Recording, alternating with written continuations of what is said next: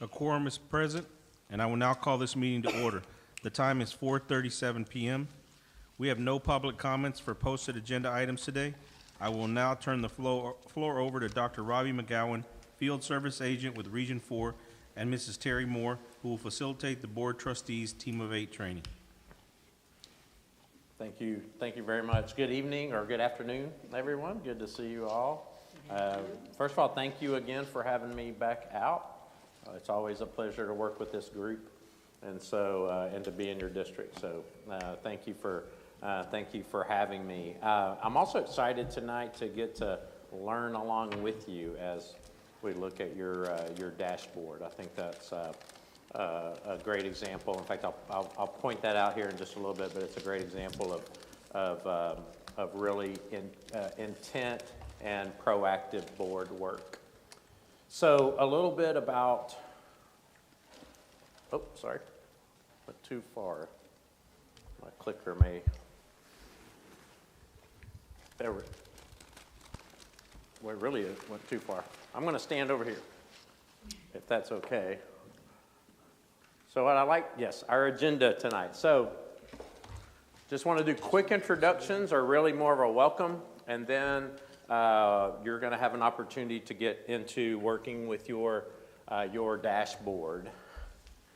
So for the introduction, I just want you to share, take maybe 30 seconds to share with me a bragging point about your district. Something we're about a little over a month into a new school year. What is something you would want to brag about Galena Park ISD? And I will just open the floor to anyone who wants to start. But everyone has to go eventually.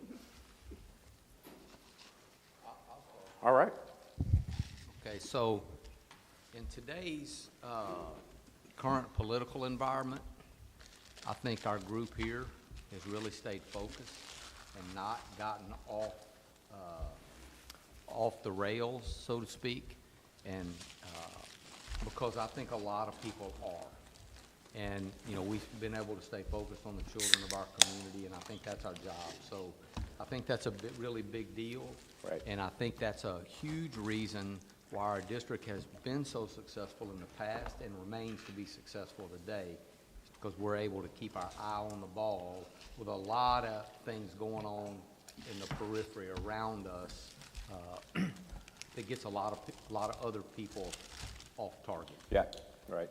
That's a great point, Dr. Moore. If you think about it, there's always been distractions, but nothing in my career, nothing like currently. There's no shortage of distractions, and for you as a board to maintain your focus, that doesn't just happen by accident. It really takes you know, being committed to remaining focused on what's truly important. So thanks for starting us off.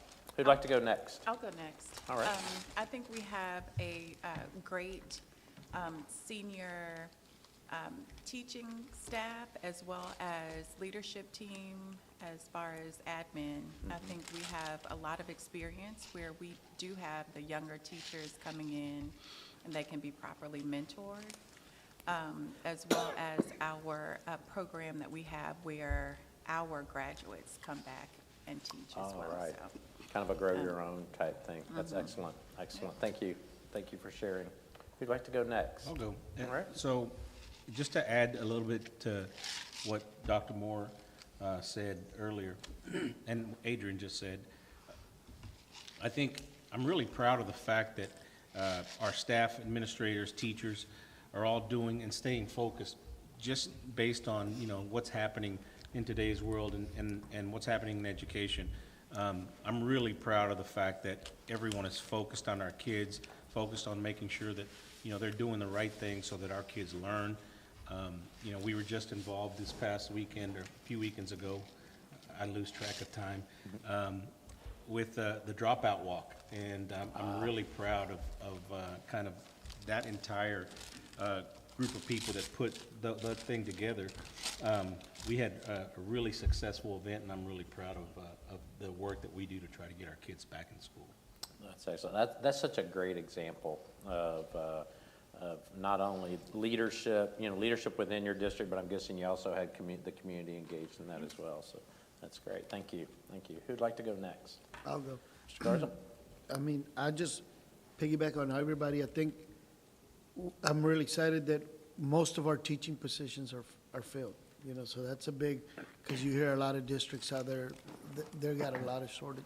And I'm thank God that we're almost there. We're not 100%, but we're real close. And another thing, I guess, is moving this meeting to when the school year starts versus at the end of the year. And we've been wanting to Okay. do that for a while now, and I think this worked out great that we were able to do it this year. And I think it's better to have it at the beginning of the year. Right, kind of than that at the end of kicking the off the year kind of Yeah. thing. Excellent, great. Yeah, and you're exactly right. There are probably a whole lot of districts that would like to be able to say that they are as fully staffed as you guys are, so thank you.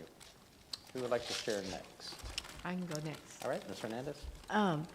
What I really like about our district is like when I watch the news or I see something happening and they're bragging about it, it's like, we've already done that. We did that months ago or even a couple years ago. And so I'm very proud to watch other districts and just say, we've done that. Right. Truly be a leader, right? We heard about leadership within the district, but the district itself being a leader is important too. Thank you, Ms. Hernandez. Who'd like to go next? Who hasn't had a chance to share? I'll get it, I'll go. All right. I don't know if I'm on or not, I guess. You are, it sounds like Okay. it. It's kind of hard to brag, No? but I am ready to brag on Okay. Galena Park ISD. I've got very good friends from all over District 4. And we grow our own here. When I say grow our own, we grow them as counselors, as administrators, as teachers. And the people that come through Galena Park are sought after all over Region 4. You're right. They are You're all right. over. And I see And that they're in my some role. great people, it's not enough room to hire them all, Right. but they end up somewhere good. And it's a great feeling, because they don't leave angry, but everybody aspire to go to the next level. And to see them grow like they've grown, it's a proud feeling. That's a great point, that you're truly offering those opportunities for people to grow. And I see it too. I see it as working at Region 4. In fact, there's someone in the audience who is involved in some leadership with development with Region 4, so great.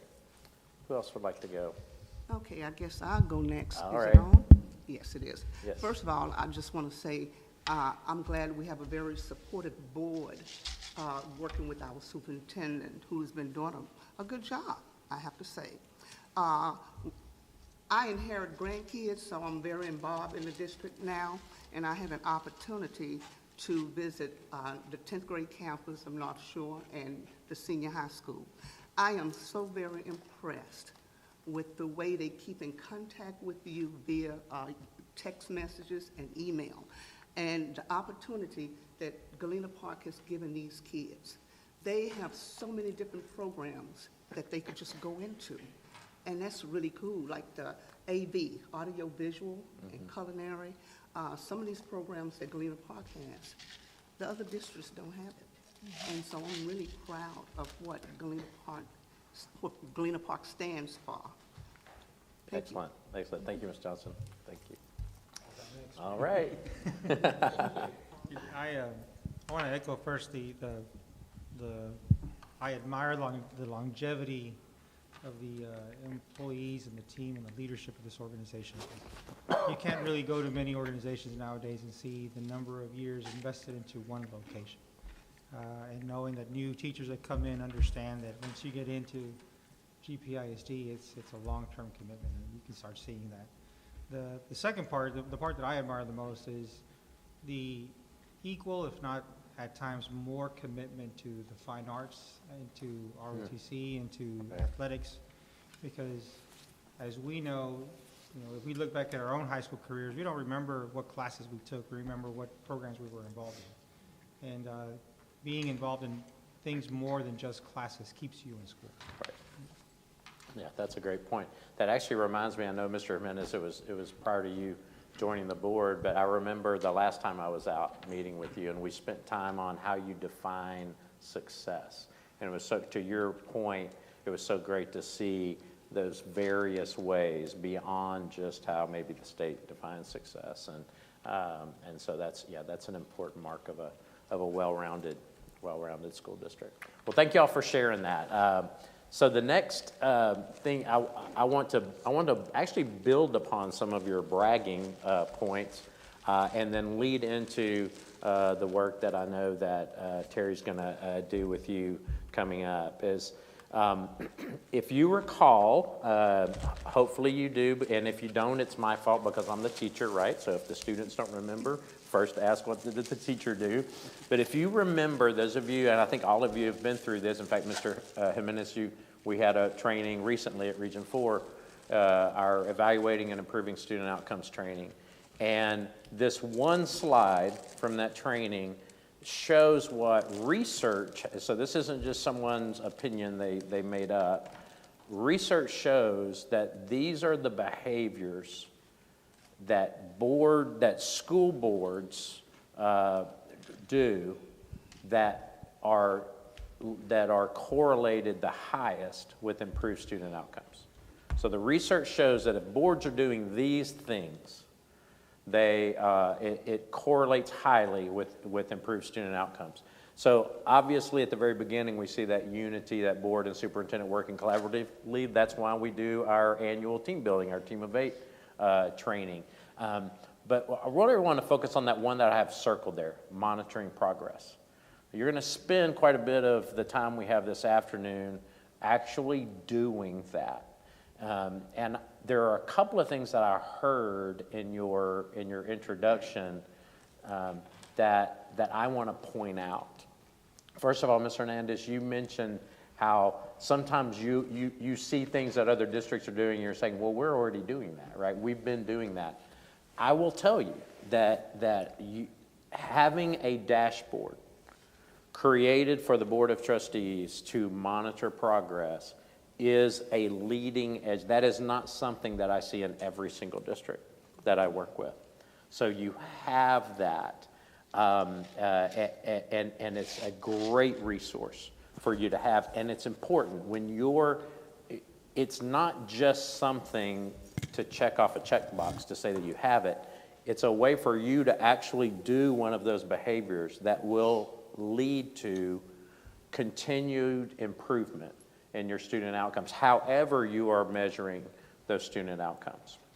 The other thing, and Ms. Johnson, I think it was you that brought this up, you actually were talking about your grandchildren, and you talked about you appreciated the text messages, the messaging that you're getting, and what that reminded me about Galena Park is, Galena Park also has an excellent tradition of being at the forefront when it comes to technology. I remember, this was actually a long time ago, it doesn't seem like it, but everybody remember Hurricane Harvey, right? Mm-hmm. And I remember being out here, can't remember, I'm sure it was for a board training, but I was out here after we had kind of all gotten back to semi-normal at Hurricane Harvey, and there were people out in your foyer. And I remember asking if something was going on, but what you had done is y'all had opened your building to allow for families to have internet access. Do you remember that? So you are a district that does a great job of leveraging technology to benefit your students. And you as a board now have this excellent opportunity to model that.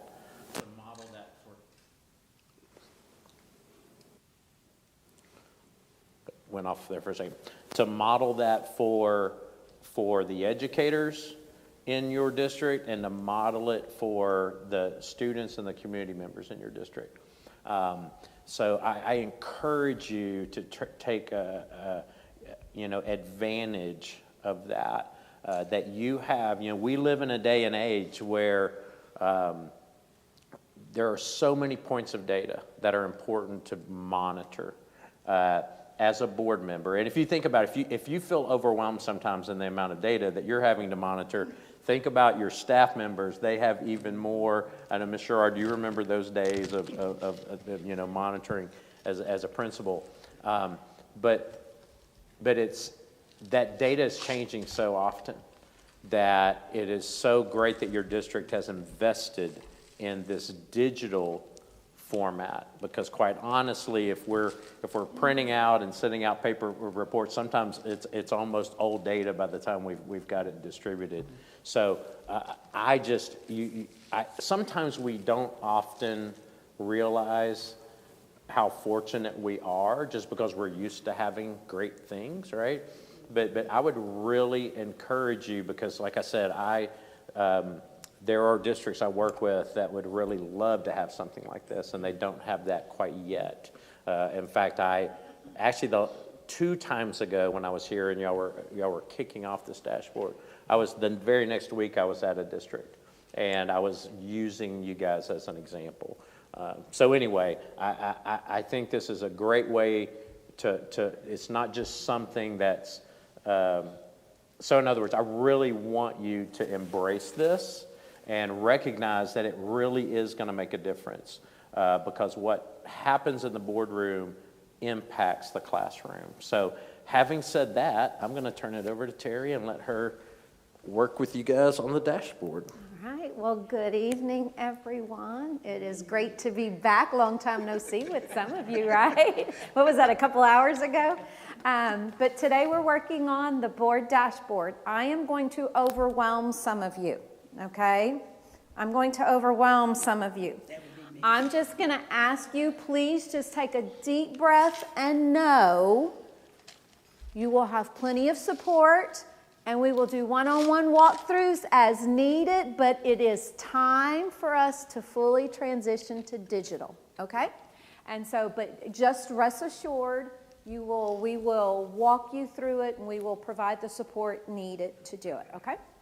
All right, so with that being said, let's get started on our training agenda that I have for you today.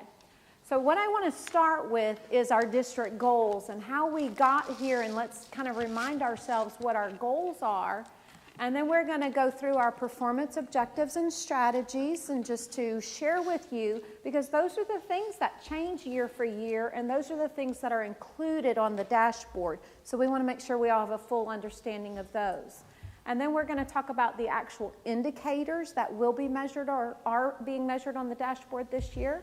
The dashboard itself, I'll walk everybody through the dashboard. And then what we added after some discussion with some of you, how we can use that dashboard in these updates you will be getting to help you in completing the superintendent's evaluation. But more important than that is to provide formative feedback for the school district and the superintendent during the school year while we're doing it. If you think about the traditional model you guys have followed that for the superintendent, it happens next year. So if there is an area where you believed Galena Park ISD could have improved in, we're finding out after the fact, after we've closed and completed and are about halfway through the new year, right? So what we want to do is have it during the year where you can ask questions or ask for some more information about what we're doing right now, so that it can actually affect change for this year with our students we have right now, okay? All right, so we're going to talk about the goals, the objectives, and the strategies. So we're going to start with the district goals. So what are the goals? Remember, this is one of the most important jobs you have as a board trustee. You hire and fire the superintendent, and you help determine the goals of the district. The goals are the why we are all here right now for the children. So the question that it is you guys determine where are we going. So if we ask ourselves, where is Galena Park ISD going? That is the responsibility of this Board of Trustees. So let's see if you know and you remember. I'm just going to put it all back, and I know you guys all know the answers to this, but can we categorize it and put it in the right category? So I have an activity for you guys. Ms. Hernandez, Mr. Jimenez, Ms. Sherrard, and Mr. Esparza are going to be one team. Ms. Stevens, Mr. Garza, and Ms. Johnson, and Dr. Moore are going to be another team, okay? So together, I'm going to ask you to move so we can just take a break from eating for just a minute. So team 1, you guys are going to be working with the cards on the wall behind you. Team 2, you're going to be working with the cards right here. Somewhere in that mixed up group of cards are the 5 directions you've assigned to us in Galena Park ISD. All right? Somewhere in there are the 5. So as a team, if you will go find the 5 cards and put them on your easel of the 5, where are we going? Where have you told us we're going?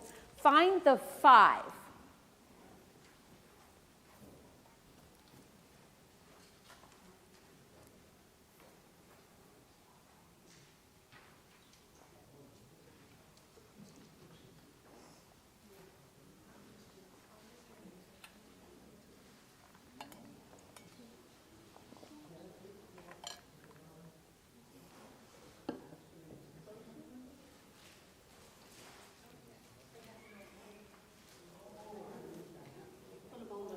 And yes, ma'am, on the easel. No specific order, no, ma'am.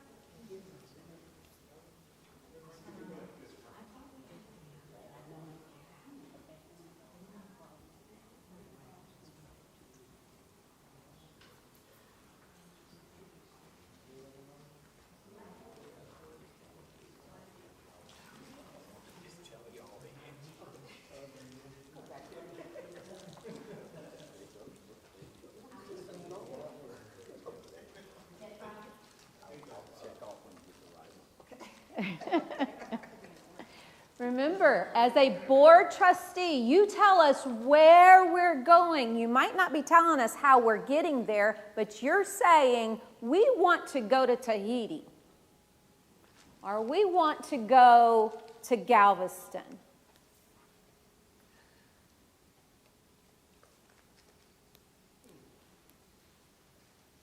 What are you asking us to provide or do for the community?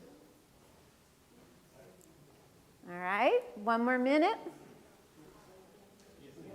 And there's 5.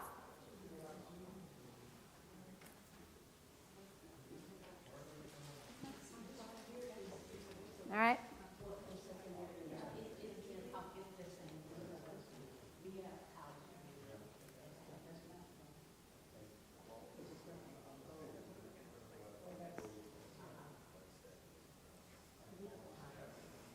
All right. Find your 5.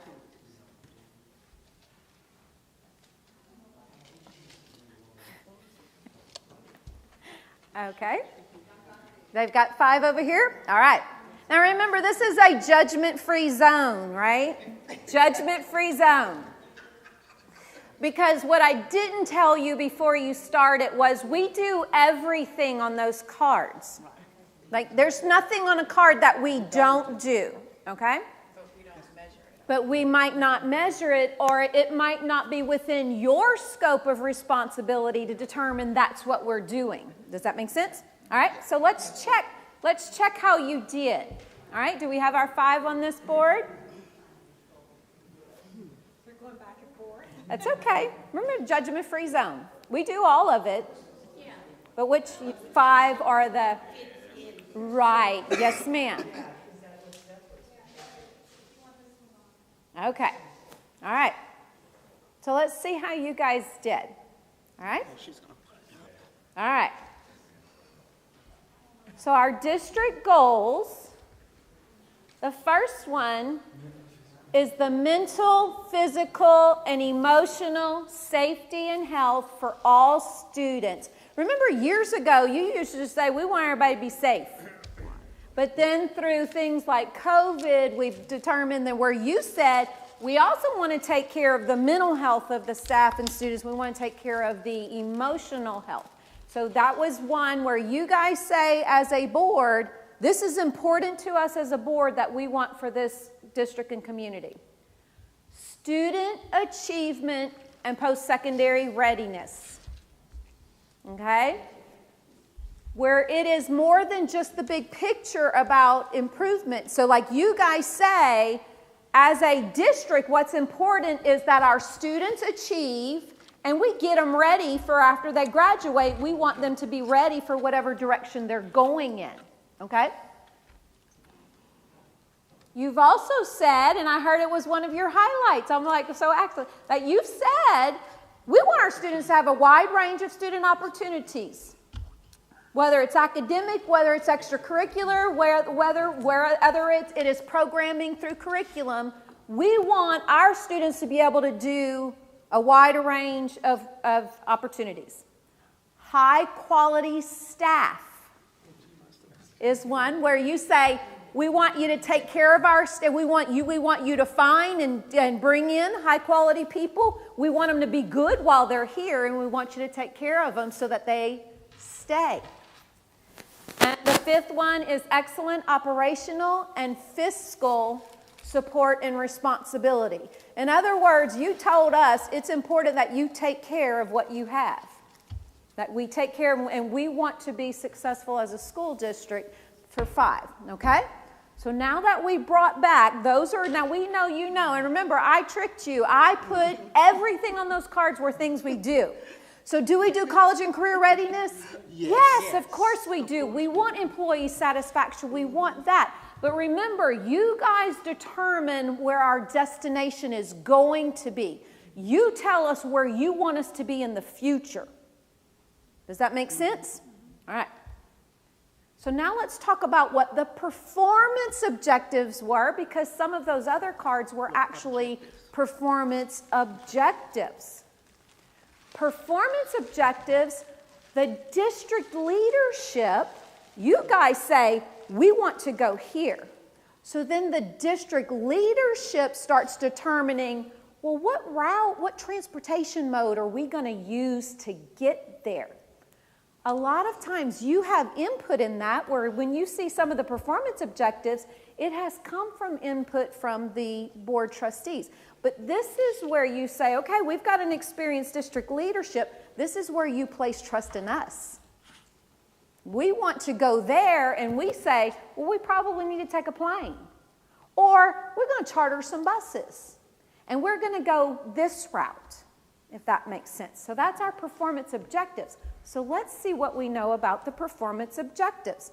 Performance objectives can change every school year, okay? Performance objectives, what we're focusing on this year for performance objectives, you're going to say, well, there's some that aren't on there anymore. Well, we're focusing on performance objectives where we want to get better or we want improvement. Does that make sense? Where we still do way more than these performance objectives. We do a whole lot more. These are the ones we've identified that we want to see growth, we want improvement, or we want to decrease in something, okay? So as a team, you each have an envelope, and you'll see your 5 district goals, and then you have a card with all of the performance objectives.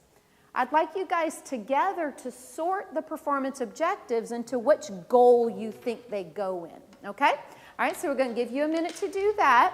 If you'll look in your envelope, you have a card for the 5 goals. Y'all can just spread those out.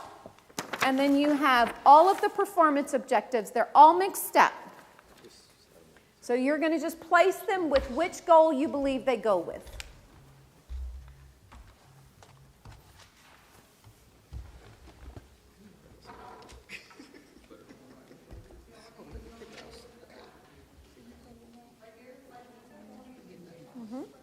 You want to spread them out on the table?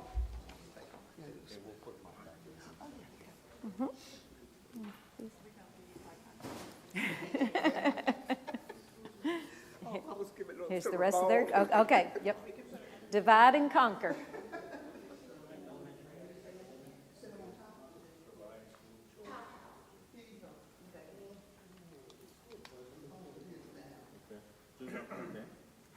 Increase the number of students who graduate with dual credit cards.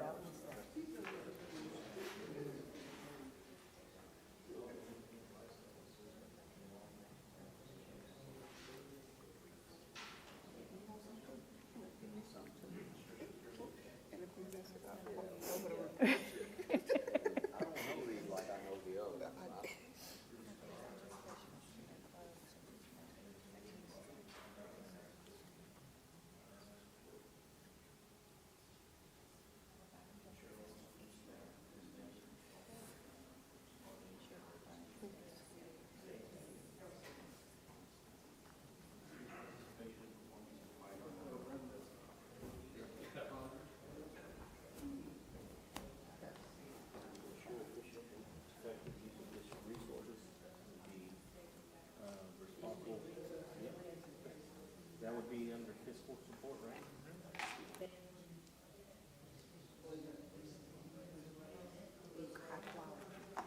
You think? District resources to best support students and staff, so it's gotta be. I think it's gonna be under fiscal and responsibility operational. I don't know. What do you guys think? I don't know. Maintain employee health satisfaction rate.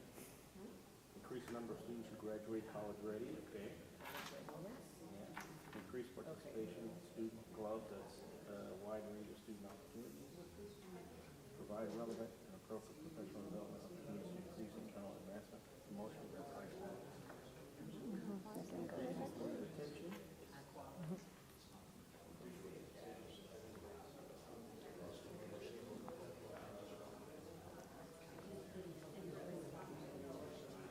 Increase the number of students who graduate, yeah. Yep. Develop and implement life cycle placement and long-range plans, yep.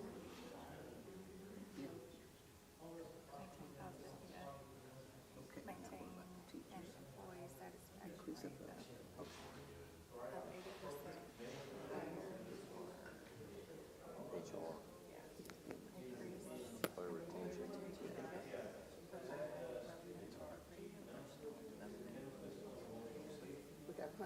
You think so? We're going to check.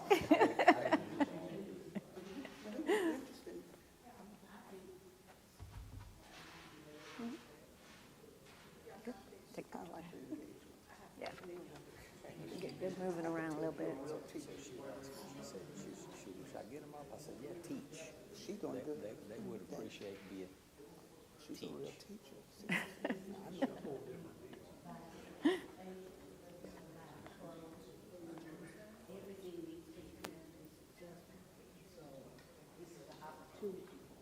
And it could be, I think, this is our student opportunity. Could be wrong, it could be a I think it's here, but it's gonna be one of the two. What, mental, but they don't have. And honestly, there's some that really are, could be all of them, but ask yourself, what is the purpose of increasing their participation in attendance? The purpose of it would help them do what? Graduate, come to school, help them graduate. So post-secondary readiness, student achievement, you want them there so they can learn. Academic, Mental health and safety. okay, academies, fine arts. Okay. All right. About 30 more seconds.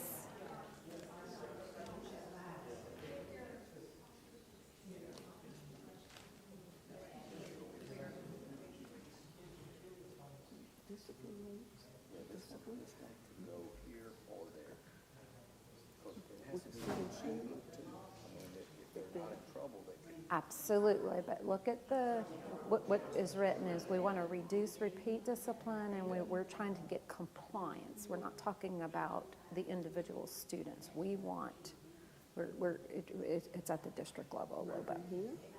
No, you guys are. Oh, it was, All right? All right, remember it's a judgment-free zone. Yep. We're not going to judge you guys. We're not going to judge anybody if we yeah.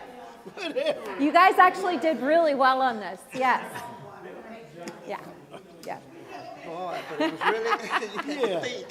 Okay, y'all got them all right. But I heard a couple of you said the same thing, like, oh my goodness, this could go in a couple of different goals. And ultimately, yes, some of them can, that you were like, okay, is it mental health or is it going to be attendance? What is it going to be?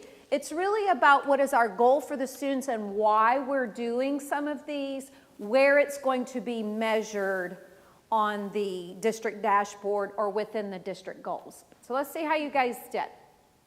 In goal number 1, the first performance objective, remember goal number 1 is the mental health, the physical, the emotional safety, is that we're going to ensure that all students and staff know the standard response protocols for responding to emergencies. Remember, you guys as a board told us what direction we're going in. We want to be safe. We want physical safety. So the district leadership said, well, then what we're going to do is make sure they know the standard response protocols, okay? The next one is we're going to ensure the security of campuses and our district facilities with full-time police officers. Remember, again, a lot of times I said a lot of times the input comes from you guys. Well, this is one of those where you said as a board, well, hey, we're interested in having some full-time police officers. And so this is where you would have had the input on this one. Ensure compliance with state and federal student discipline requirements and reduce repeat discipline rates. Now, the reason this is one, people were saying, well, this could have been student performance or achievement as well. The reason it is here, it is more about setting the climate of a campus, that if we reduce discipline rates, we're affecting the climate of classrooms, and we're making sure we've got the safe, we've got procedures, we've got management plans in place. And so this one is more about the climate and the culture of it. Okay. And the last one in goal number 1 is we're going to provide those appropriate supports for our students and staff. So we're providing mental supports, we're providing physical, we're providing the emotional health supports. Remember, as a district leadership, you still haven't heard how we're doing anything, or have you? What you're doing is just you guys determine why. District leadership determines what. What are we going to do? We're going to provide supports for students and staff, okay? For goal number 2, this one was our student achievement and post-secondary readiness. Well, what are we going to do? Well, we're going to increase the number of students who graduate college ready in English language arts and math. Remember, college ready is when they go to college and they don't have to take the remedial courses. So this is a distinction. It is also an indicator on the state accountability system. Is college readiness level helps boost the accountability rating of the school district. And so district leadership said, well, the one way to get that up is to increase college ready in ELA and math. Another one is we're going to increase the number of students who graduate with dual credit, or what you could just getting college hours. Remember, we have tons and tons of dual credit classes. And also, this is another indicator in the state accountability system. So not only are we helping students by graduating them with more college hours, what's the benefit of graduating college hours? I pay less for college, right? Absolutely. I go into college ahead of time if that is the course I'm going, right? And it's another boost in the accountability system for the district. So this is a win-win. It's a win-win for the students and the district. District leadership says we're going to improve STAR and EOC scores in all categories every year. Good is never good enough. Every year there's an area we can get better in. And the district leadership says that we're going to increase our attendance, our promotion, and our graduation rates. Okay.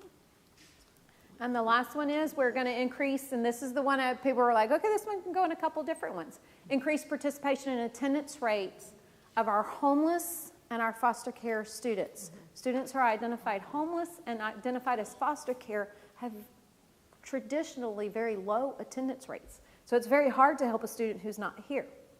And so there's a lot of things we do as a school district that, that traditionally that we want to make sure that we're improving the performance of a very targeted group. Okay?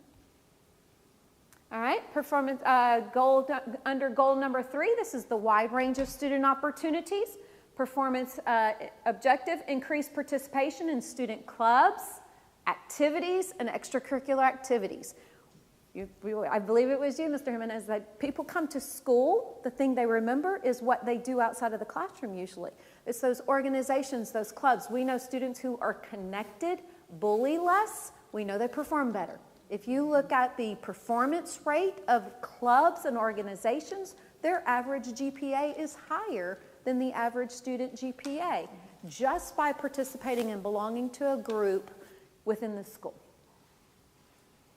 Increased participation and performance in fine arts programs. That was another one. We've got really good fine arts programs. I believe they won an award this year for visual arts. They've been working toward that one. And so, but there's always an area to improve in this, and we want to continue to improve. And implement elementary academic academies to provide school choice opportunities. Started this year with the elementary, that students could choose what school based on the academies. Okay? And then under goal number 4, increase our employee retention rate by 1%. In today's, it's getting hard to retain teachers, and so we know the best way to boost our performance is to retain our veteran teachers. We want to maintain that its satisfaction rate. I believe everybody got this one for 80% or higher. Remember, we're trying to get our employees, and so somebody said, why is it only this group of people? Well, this is the group of people who help service our staff, and if we're trying to increase our retention rate, we want to make sure that the departments and the groups that work directly with those, that our other employees think highly of them. That's where we're starting. And we want to provide relevant and appropriate professional development, and it is very targeted. We provide a lot of professional development, you'll see, but we want to increase our internal promotions and advancements. We want to grow our own. If we have a tradesman who needs a certification and it will bump his pay grade, we want to work and provide the opportunity for that person to get the certification pay.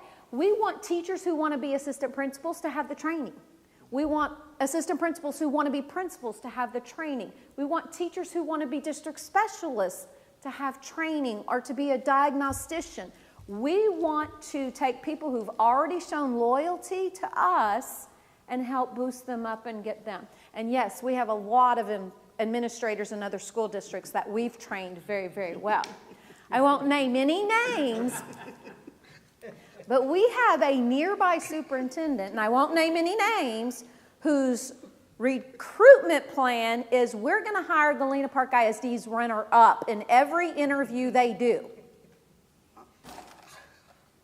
Like, they get number 1, we're going to go after number 2. The first person they don't hire, we're trying to recruit.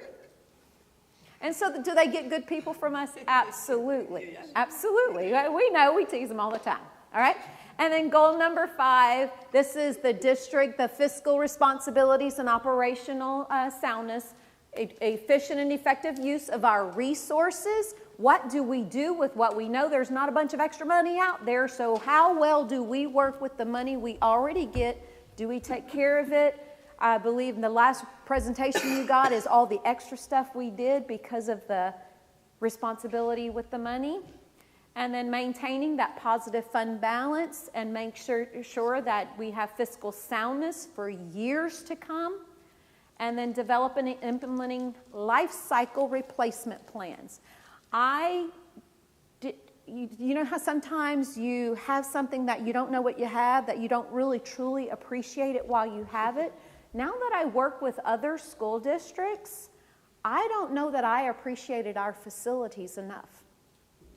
I knew we had good ones, and I knew we had good people taking care of our good buildings. I didn't realize how special that was. I didn't realize how special it was to have a 75-year-old building that looks as good as it does and works with 21st century technology until I started visiting other school districts. And so I appreciate our facilities a whole lot more now, and that what we have is amazing, okay? All right, so that was our performance objectives. Remember, you told us where we're going. District leadership says this is what we're going to do about it. And so then we get to the strategies. The strategies is like you guys say we want to be safe. Well, Terry Moore is part of the former leadership team. You probably don't want me deciding, yeah, you're right, we want to be safe. Then they need to know those standards. We want the experts in this building to tell us how we're going to do it, okay? So when we come to the strategies, you've now told us what direction we're going. District leadership says, okay, I think we're going to do some charter buses to get there, but it's going to be the experts who say, this is the time we're going, this is the roads we're taking, these are the turns we're going to take, and this is what we're taking with us, okay? Those are the strategies. The strategies is the actual itinerary for the trip that we're going to go, and the experts in the district are the ones who say, this is how we're going to do it. All right, so I know that looks like a lot of words up there. That looks like a lot of words. We do have, okay. All right, we have a copy for you guys, and y'all don't need to really focus too much on all the words.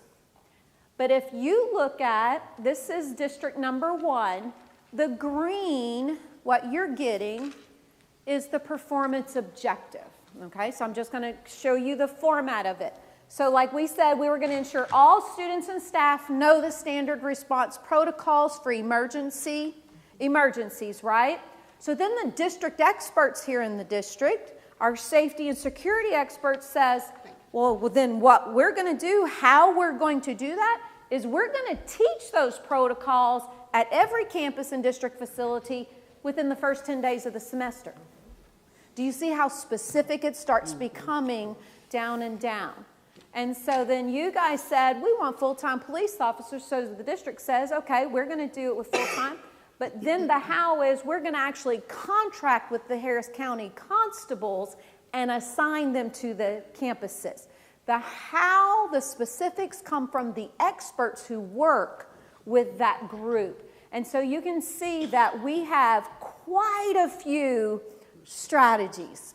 So way more strategies than we have performance objectives. You can see some of them have 5, 6, 7 strategies determined by the experts and the people in the field here on the campus, in the district, for how we are going to accomplish your goal for the district for us as a district.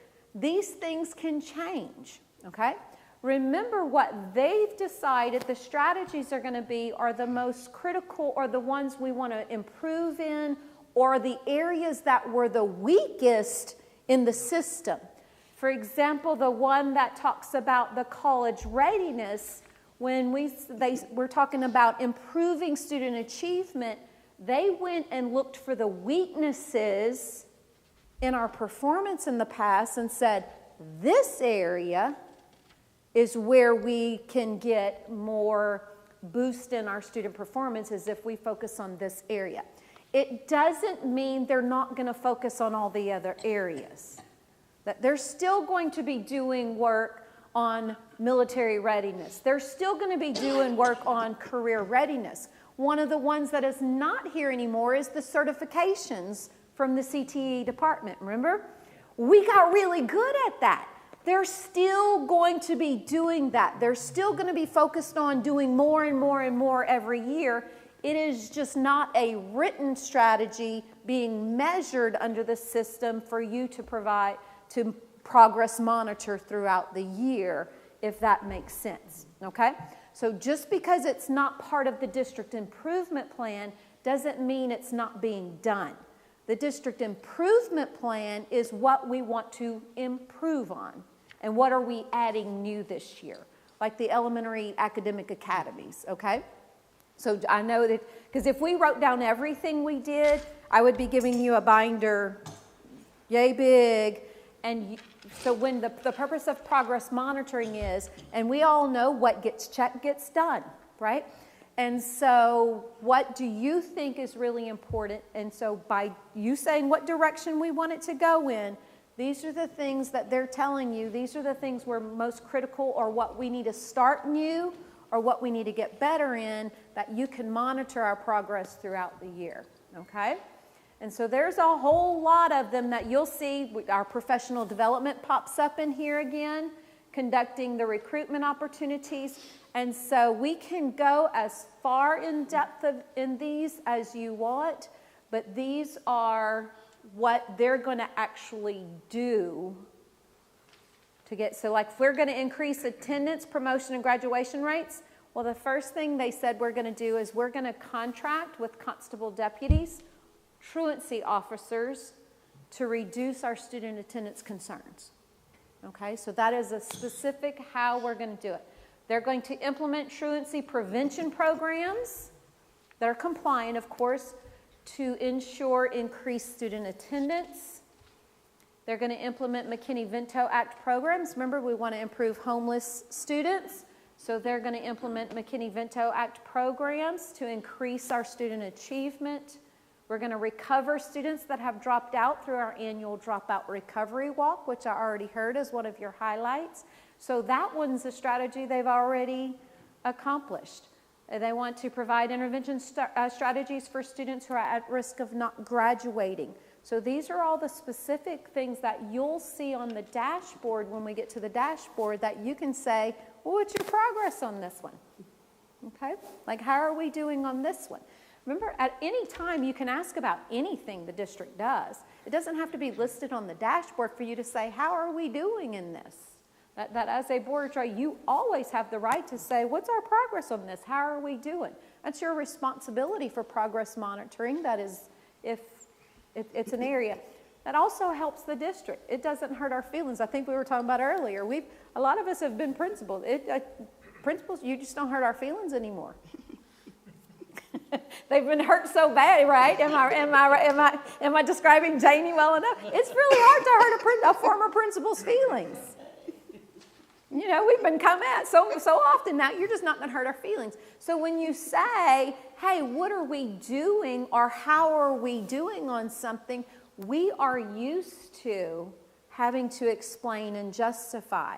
And so we would rather you say, why are we not doing something, or can we do more, than come back and say, you know, I was just unsatisfied with that. Let us know so we can fix it along the way and get better at it, okay? And then, of course, our student activities. You can see we're going to increase participation rates in student clubs. This is the yellow section. So one of the first things they said is the first thing we're going to do is we're going to ensure that 100% of our campuses have the 4 main clubs with paid sponsors. Isn't that awesome? We're going to provide participation opportunities at the district level, and we're going to beef up and we're going to provide a wide range of competitions at the district level so that more students will participate in the campus clubs, knowing that there's a goal for the whole club to maintain their performance. For increased performance in fine arts, we're going to ensure that all 3rd through 5th graders have fine arts opportunities outside of the campus. And they're going to create a student satisfaction survey for every secondary fine arts program. Like, if you don't want to participate anymore, why? What do we need to fix? And then, of course, implementing our elementary academies. And I have some really nice data to show you guys about that in a minute. And then for our highly qualified staff, of course, we're going to provide training, support, and mentors for all new teachers. They get their mentor for 2 years because we're trying to, one area we're targeting is that new teacher group. We know if you you can lose a lot that very first year because they're overwhelmed with their rookie year. So we're beefing up the mentor support for the new teachers. And then this year new is we're going to be monitoring our success rate. You guys have approved we're using associate teachers. So these are teachers who are not yet certified. They're working on their certification program while they're a full-time teacher. Talk about overwhelmed, right? So they're going to get their mentor because they're a new teacher. We're also going to help them pass their state certification exams. We're going to provide support sessions and materials for them to prepare for those exams, and we're going to monitor our success rate on that. Can we prepare them so that they can go, and because we lost some associate teachers because they didn't pass their certification exams during the school year last year. And then, of course, we always want to remain competitive with our surrounding districts for salary. You'll always see that one. And then we're going to be conducting surveys to make sure we're maintaining our satisfaction rate. And then a big one right here is we want to provide that relevant and appropriate. Well, then we're going to show you throughout the year the training we're doing for aspiring administrators, aspiring counselors, aspiring CIC specialists, diagnosticians. We have a very robust homegrown program. We also do things like the leadership workshop series throughout the year to prepare people to be internally advanced or promoted. And then provide training to enhance the technical competency. Not only do we got you here now, we want to get you better. So providing the technical support and the training and the competency skills that they need to do their job well. And then, of course, I'm going to ask them, what other professional development do you need? Each year, okay? And then for the last one, your support, your fiscal support and our operational things we're going to do. Some things are just compliance. We have to use some of our Title I money for parent information meetings and to support our in-district nonprofit schools within our boundaries. But again, we also want to utilize small business construction vendors as appropriate to as part of our management. Solicit and participate in grants and programs. You talked about how advanced we are technological, but getting more money to provide even more technology. And then you can see where they want to maintain the fund balance. They want to ensure less than a 25% decrease over 3 years. They know we have to start, where we are right now, we may have to start dipping into fund balance, but they're telling you we want to stay fiscally sound. We don't want to have it more than a 25% decrease over the next 3 years to show you we're staying fiscally sound and that we can maintain over the course of the years. And of course, using grants as much as we can. And then the monthly doing life cycle, a replacement plan, continuous replacement plan, not just buildings, but furniture, technology, everything else. Again, this is an area I didn't know we were as good as we were. I didn't know we were as good as we were here. And then forming a long-range planning committee so that they can evaluate facility needs to get back with you to help plan for future replacement for the school district. So that's a big one on the that you'll be able to monitor the progress throughout the year as well as participate on that committee. Okay? So you can see once you get into the strategies within the plan, you start seeing how the district leadership is planning on accomplishing a lot of this. Okay? Questions or comments about goals, performance objectives, or strategies? It's a lot, isn't it? It's not, and what I want to make sure you understand is just because it's not listed on the district improvement plan certainly doesn't mean it's not being done. If you think about some of the things we got really good at over time, they're still doing the things we did to get us really good. Right? It's just not going to be a key performance indicator on the dashboard because we're good there. We're just going to maintain. I mean, we could put a whole lot, continue blank, continue this, continue that. And that would mean nothing. If we're going to focus on improvement, then we really want to focus on the things we need to do to either shore up areas of weakness or grow in different areas. Okay? All right, any thoughts or concerns before I go on? All right. All right, so now we're at the key performance indicators and the dashboard you're going to see. This is what's going to come to you digitally, electronically, so that you can say, how are we doing on all of these, okay? All right, so let me open the dashboard. All right. And this is my copy of the dashboard. All right. So this is what it's going to look like when it comes to you. Can you see it? Can I turn this a little bit? All right. It's going to look a lot like that page you're looking at right now. See, I'm trying to make it as comfortable and as familiar as I can for you. Okay. So it's going to look just like a big old fancy document with links on it, okay? All right.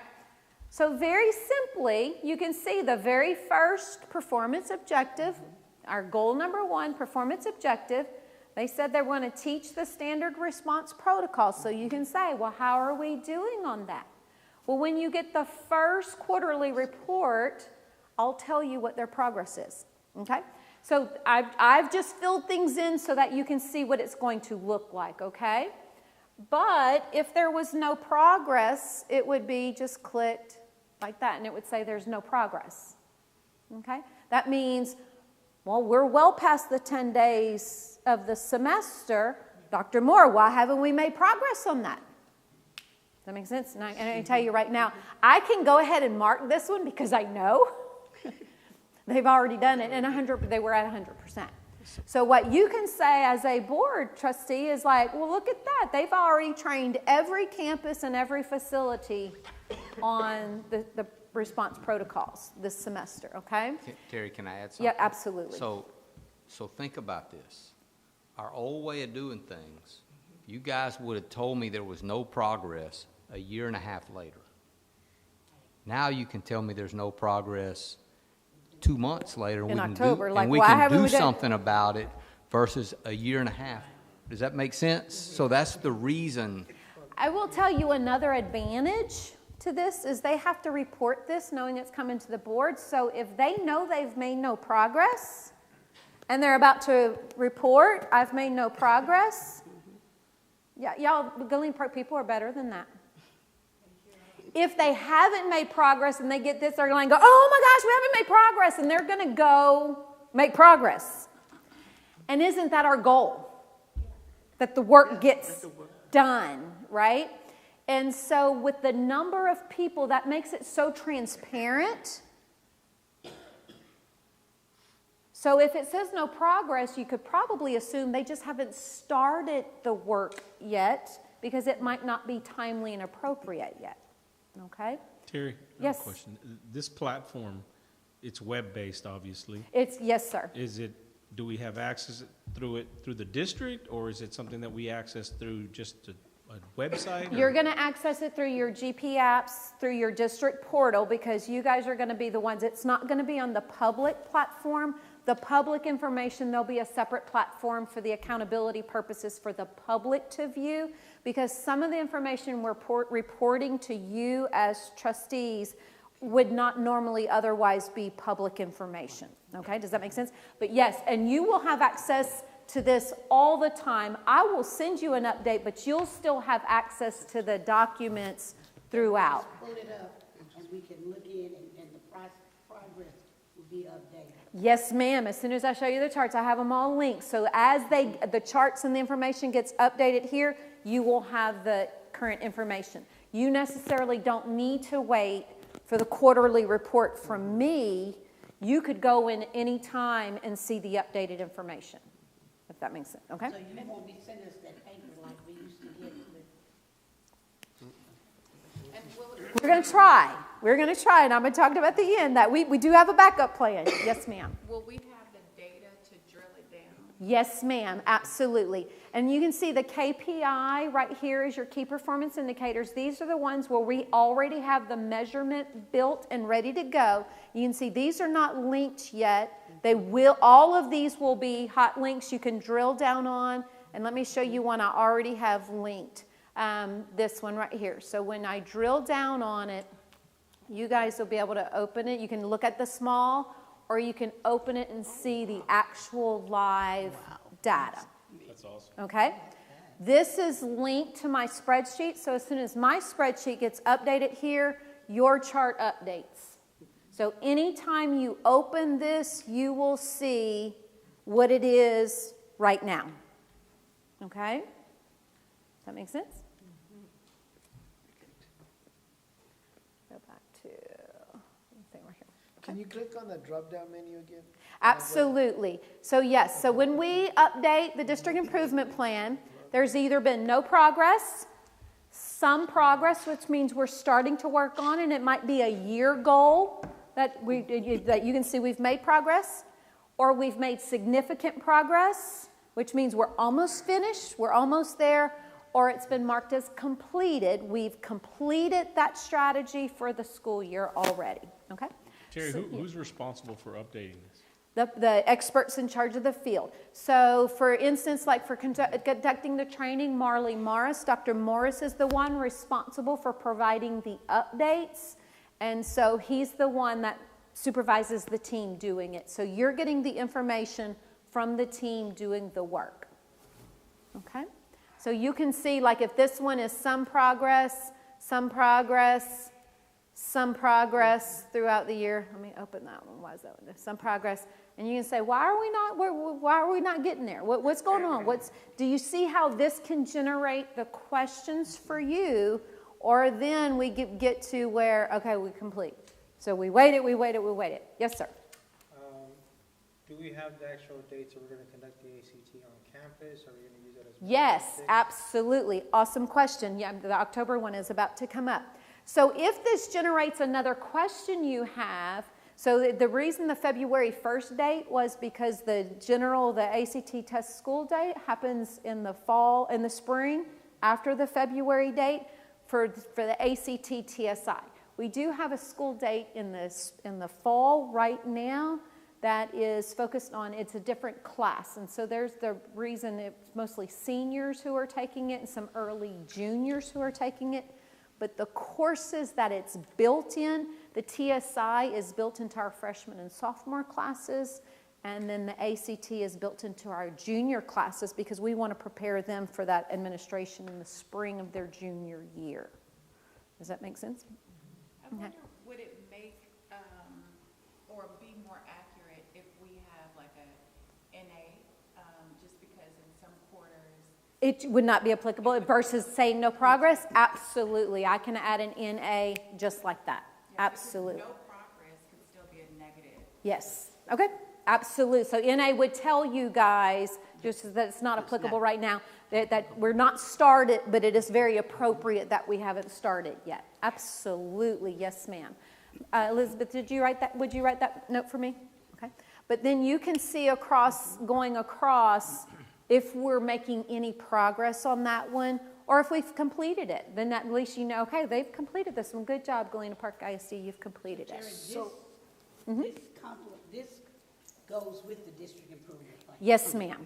Absolutely. It follows in line directly. And then we have a couple of, Miss Layler has actually already provided her update for, let's see, the elementary academies. And so I wanted to show you guys. So it drops down a little snapshot that you can certainly don't have to open it all the way. But if you open it all the way, let's see, there we go. I just thought this was amazing. You would want to see this. We have 1,173 students participating in the 2 STEM academies we opened this year. Galena Park Elementary is in the blue, and Havard Elementary is in the red, so you can see we're almost exactly half and half. And then next year, when we add the fine arts programs, you'll see it all together. How many are in fine arts, how many are at both of those, and then how many are staying in STEM.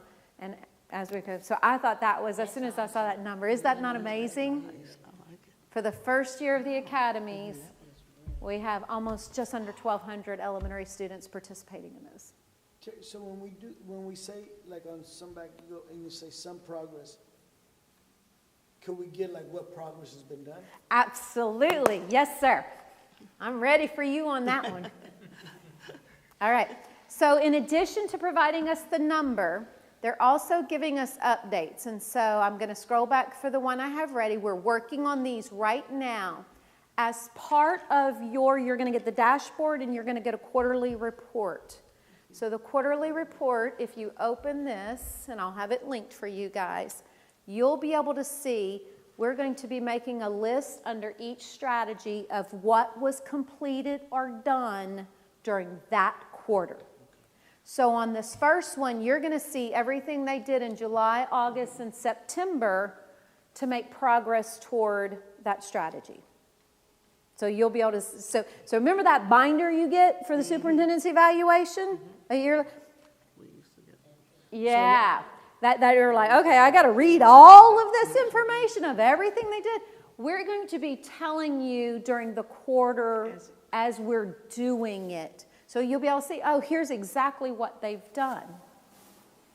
So like Wanda and Norma can just go on there and look at what they've done. Yes. They're the ones that know all about that. On the teaching part. But if something is marked completed, you can certainly go into this and look and say, well, what did they do? You know, just if you're just interested. And you can just. Go more Absolutely. in detail. Absolutely. Or if you're saying they made some progress, well, what have they done? Let's go look. Absolutely. Terry, So, will we have access to this on our mobile devices? yes, sir. It is going to be set up as a PDF so that you can, certainly will be able to open it on your mobile. You're going to be able to open it. You won't have the drop-down clicking, so it's going to be a little bit easier to read, okay? You're just going to see progress or no progress or things like that. But yes, sir, you'll be able to open. All the links will be accessible on mobile devices. Yes, sir? This is a question I have. You still? I already do it. So I run my business off dashboard. Yeah, on my mobile. absolutely. Okay, good. This is And that's kind of when we kind of started the dashboard a couple years ago. This is really the general direction that organizations are going in, is like, what's the most critical information you need to monitor, and making it as accessible as possible for you to know, okay? Also included, I'm also going to include for you guys the general enrollment information. I know of a lot of you liked that last year. How many students do we have?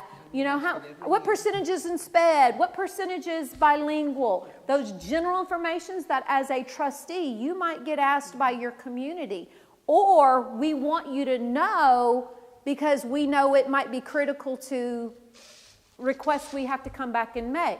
Like, we want you to know, while our overall population may not be increasing, the percent of the students qualifying for special education is rising. So we're not getting more money because we have more students, but we have more students with higher needs, which is a staffing concern for the district. So we want you to see those numbers regularly as well, okay? So there'll be some information, just general information about the school district that we want you to know.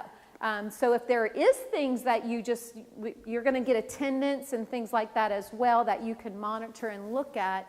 But if there's other population type things that you're just interested in, just shoot us an email, let us know, or let Dr. Moore or Elizabeth know, and we certainly can add that to the dashboard. Okay? Terry, can I interrupt you? Yes, ma'am. Should I just have I have to go through Google to get to this, or can I just have I can add a link for you. All you got to do is hit a button. How's that? I told you, we can provide lots of technical support. I was like, Elizabeth, are you listening? Okay. And then as far as the quarterly report. Yes, ma'am. How difficult or how quickly can you do an update in person? So as far as kind of going over those quarterly reports with us, because I feel like the more we see it, Yes. the more we hear it, it will reinforce positive behaviors for us to know what the go-to is, Absolutely. as well as making sure that we understand what we're reading. Absolutely, because we know you guys that you're paid really well for this position, right? And so we know you all have full-time positions. So absolutely, we can set up where if you want that as part of one of your, like a workshop, or absolutely, where we can just make that part of our regular practices. You got the update on the Thursday in your weekly packet. The board meeting the next week, we can do a workshop. We can certainly schedule that. We'll just take a few minutes at each one that we can go through and present. We can set that up certainly at any, very doable for us. Like a power 10 minutes or whatever you want to name it. Absolutely. Yeah, we can provide as little time or as much time in it as you need. Absolutely. Okay. Let me close out of that. All right, so back to the dashboard, okay? So that's what the dashboard's going to, so if it's got the yellow with the green when you see it, we have the measure already set up. Some of the others don't have a key performance indicator, which means we're not going to have a link to live data for it, because some of it there is no live data for it. It's did you do it or did you not, right? So there might not be live data, but if there's other areas where you're like, okay, you don't have a performance indicator for this one, can we get data on that? We can get you data and information on any of these. It just might not be pre-set up like we have it on your dashboard yet. okay? So if there's one you want, just let us know, and we can build it and add it to it, or we can explain why we don't have one, okay? But everyone, there won't be a KPI for every single one, because it would be kind of like, okay, do you have it or do you not, right? Okay. All right. Go back to our, all right, almost done, almost done. So then, that's using our updates. So then it's how can you use this to provide formative feedback for the superintendent and help me conduct his evaluation at the end of the year. Because the more formative feedback you provide for him, the more he can turn around and provide direction to the district. Does that make sense? All right, so these are the 5 superintendent performance objectives you guys had already set. Remember, I'm working in the instrument as we have it right now, okay? So the performance objectives for the superintendent, the first one was to ensure there are structures in place to keep students and staff safe, including physical, emotional, and cyber security, or cyber safety. Did I read that right? Cyber safety. So as you're looking at the things, you're thinking, so this, I can include this with your quarterly reports as well, so that you can be thinking about these things throughout the year. And you can say, well, what are we doing for cyber safety? Does he have structures in place for cyber safety? Well, then you'll be able to go right back to the quarterly report and say, well, what have we done for cyber safety? And so when you come up here, you'll scroll down, and you can see we do have cyber safety. We're using the BARC system, if y'all remember the BARC system, that alerts us if there's cyberbullying, any type of thing. And what we're going to be, you'll be seeing what we're doing with the BARC system and the BARC alerts and how we're addressing it throughout the year. So then you can say, he does have a structure in place for cyber. Does that mean? So that you can use that throughout the year to consider if we're doing ensuring student performance improvement by providing high quality learning. You'll be able to go directly to the update for goal number 2 and say, well, what is the superintendent to ensure student performance, okay? So that you can consider in providing, and you're like, okay, I don't see a whole lot for this. Then that's formative feedback you can provide while he can, or the district can still change direction with a group of students. We don't want to wait a whole year to make the improvement that you would like to see, okay? All right, questions or comments about this? And then, of course, you've got ensuring opportunities are provided for students to participate in a variety of co-curricular or extracurricular activities. Would you be able to find that in the dashboard in the updates? Okay. Effectively manage the district's administrative, fiscal, and facility functions. Would you be able to find that in the updates and the quarterly reports in the dashboard?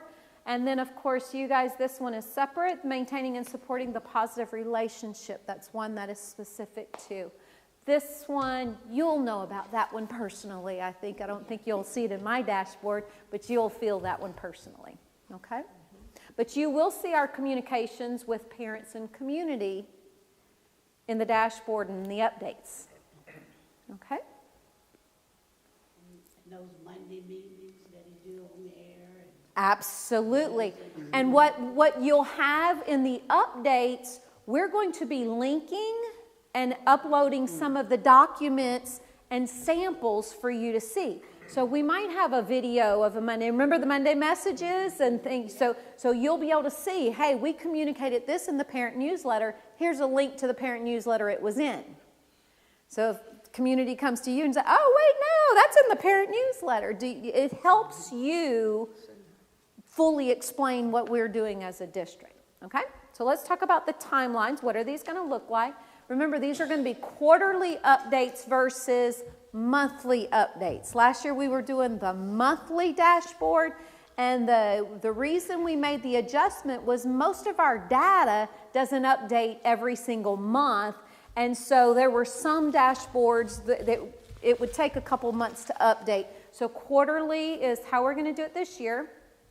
For those of you I'm overwhelming right now, I promise Technical assistance is available as much as little as needed, and support. Now, hard copies, only in an emergency and extenuating circumstances, okay? That is not going to be our go-to. If we do have technical difficulty, or if you have, does that make sense? We will try to rectify the technical difficulties, but we can provide a hard copy in the event we can't get you on the technical platform, okay? Terry, can I Yes, add? yes, sir. So she's told y'all that technical assistance is available.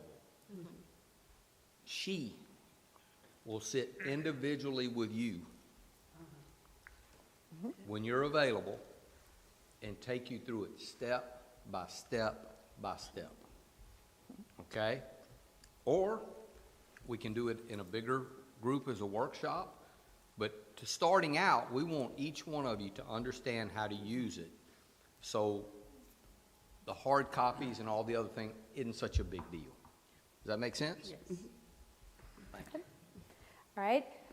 The original time you see each one will be in the board packet the Thursday before your board meeting. So you get your packets on Thursday. If the board meeting is Monday night, you'll get it in that board packet preceding the meeting. So October, you're about to get your first one. We're updating right now, and it'll include information for July, August, and September, okay? So you'll be getting that one very shortly. In January, you're going to get the information for October, November, and December. And then April, you're going to get the January, February, March. And then in June, you're going to get the April and May, the end of the year one, okay? So quarterly, so these are our projected dates. If we run into any difficulty, we certainly would let you know. And remember, the data will be, some of the data is updated monthly. You can go to the charts at any time and see the live data, okay? So you'll have access all the time. We're just going to send it in a package every quarter, okay? But the information you'll have access to all the time, okay? And then if we want to do the workshops or the group, we can build that into the timeline without any problems at all, okay? Any questions or comments for me? I know, I got you, I promise. I got you. Well, I have a comment. Yes, ma'am. I like it. You like it? Yay. And you know what? Everything is going digital. I was in Kroger's, and I'm old school, but I'm very techy. And let me tell you something. The coupons they used to send in the mail on Wednesdays, they're no longer there. No. You have to use the digital from your phone to get your coupons or whatever. And that's almost all the stores, I believe.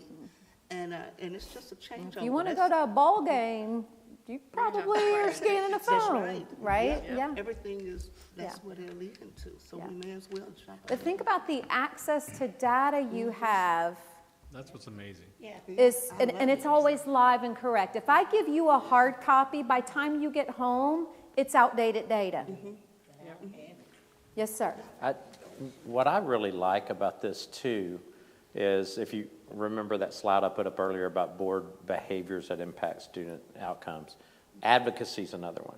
Well, advocacy doesn't always, I think we've talked about this before, advocacy doesn't necessarily mean getting in your car and going to Austin to talk to a legislator. You advocate in your own community all the time.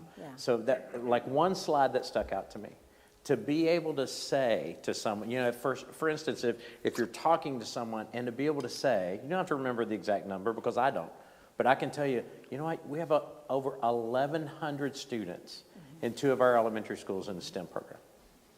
Those are, rather than just saying things like, oh, well, we have STEM offerings for elementary students, to be able to say, we have over 1,100, or over 1,000, if you remember that, over 1,000. That gives you some real life stories to tell when you are, because you're constantly advocating, whether you realize it or not. You're in the grocery store, at the ball game, at church, wherever it may be. So I really like that too, that it's not just, I mean, these goals are important, but it's actually giving some real life data. I'm going to show you another, HRS updated another number.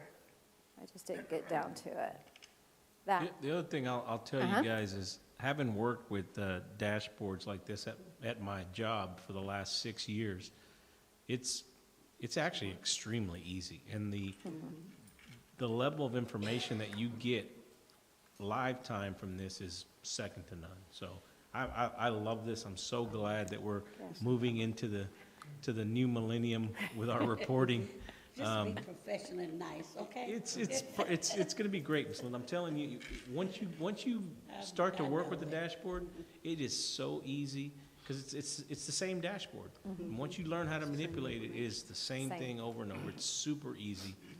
You guys are going to love it, I'm telling you. and then you'll be able to just drill down into information while I'm just showing you the overall charts. You certainly would be able to drill down to the campus level to say, okay, here's the district level, and if I drill down again, I can look at the campus and how did each campus do. You can certainly look. This was updated this morning. Remember, we've been working on, we want internal advancements and promotions. And so if you look at, we have this campus personnel, we had 79 campus personnel got an internal promotion or an advancement for the start of this school year. Which is, you can see the increase from last year. Remember, we cut a bunch of positions over here at admin, so there were quite a few advancements, but a lot of these people were assuming other jobs as well. But look at our auxiliary personnel, our support staff, 34 of them. Look at the increase from last year. And that is through providing the training for certifications and the competency trainings where they're skilled enough they can move up to level 2 or level 3, which means a higher pay grade, which means more money for the auxiliary staff in our community. And then transportation personnel. Remember, we had that big increase last year because we wanted to retain. But then that's questions you can ask as you see stuff like that. Okay, why do we have a decrease in transportation, or things like that. But the auxiliary, I was like, when I saw the campus, I was like, oh, that's amazing. That's amazing. That's teachers becoming specialists. That's teachers becoming APs. Let me ask you a question. So that means that big old binder we get for the SIP, is it going to be inputted on that as well? Or we could go, That is our goal, versus giving you the information all in one big binder. We're going to give you the information in little bites that you can process throughout the school year. So that when you do get to, on the last report, you'll see throughout this, over the course of the school year, this is what they've done. You'll be able to see it cumulatively as well. I'll keep that so that you can see as it grows throughout the year. But I really want you to be able to highlight on what did we do in the last 3 months. Yeah. So like you don't have to process a whole binder, think about it, you were processing a whole years of information in one few days. Yeah, absolutely. Okay. All right, so as you think, when you go, you're going to think and you're going to have questions, and after you process a little bit, by all means, just send Elizabeth any questions if we need to come back and readdress. But we're preparing the first one right now. So if we need to revise it or refine it in any way, like I said, I'm a former principal. You're not going to hurt my feelings saying, hey, it would be better if we had this instead of this. That just is not. We want it to work for you. So this one's not about what I think it needs to be. It's about what do you need it to be for it to work for you. Okay? Yes, sir. For the athletics and fine arts programs, can we get a benchmark or how many kids actually have participated? Absolutely. That will be, matter of fact, they're collecting data right now on what our student participation is right now. So in the first one of the charts is actually going to be all of the organizations we have in the school district and how many students from each campus are participating in those organizations. Absolutely. Yes, sir. Just to kind of think about it, I don't know if by campus or what would be the easiest, but being able to look at a campus, let's just say like North Shore High, that's 4,800 kids. Yes. And how many of those kids are actually participating in something? I know you already tracked that, right? What's the percentage of activities? Because I know elementary, once they get into middle school, there's a really, really strong push to get into extracurricular activities. Right. But once they get into high school, you kind of, And what we want to make sure it's not false data, because some students participate in multiple organizations, and so we don't want to keep counting them. So we're actually building the tool right now, because we want the percentage of students in the cohort that are participating, whether they're participating in multiple organizations, kind of like we track the CCMR, is what percentage of the class has this indicator. So what they're going to measure is what percentage of this class is participating in. So you'll get the participation rate of the class, and then what we're participating in, how many students in each one. So, absolutely. And if after you start seeing charts, you want other little refinements to them, again, just let us know. Absolutely. Terry, this is excellent. You did an excellent job. Thank you. You know me very well, and you know I'm sitting there saying, I'm not gonna get through this. You know, my president, You'll get through it. Miss Linda, but you'll be having. I got you, and we will. But this is, you did an excellent look. job, and it looked real easy, but when I start, I'll be getting the wrong buttons and everything. Well, you know, we have a common friend. We have a common friend. And if we could get her digitally, yeah. But also we can do fun little weekly exercises where they say, okay, find this data. The first person to find this data, Oh, yes. I don't know, wins, or gets bragging rights, or whatever. I'll get an F every time. No, you won't. We'll get you there. We'll all help. It'll be good. We will help. But think about if you're out in the community, or if something is right, I want you to be able to access it so that you can advocate for us as a school district. Like, And I continually, now I'm a reader, yeah, and I read all. Yeah. You know, it's like, we get the attendance rate, it Yep. comes in. I read everything that comes through. You can ask Elizabeth that. I love paper. right. My husband said, what is wrong with you? Why are you saving all this? You like it But, And like I said, you know, we, I'll get there, but it was. You did an excellent job. Thank you. And it looks real easy. And you'll be having we're ready, willing, and able. Yes. All right? Good job. Any Great other job. questions or comments? As you think of any, just shoot them to Elizabeth, and we'll take care of them, okay? All right. Thanks, guys. Thank you, Terry. Great job.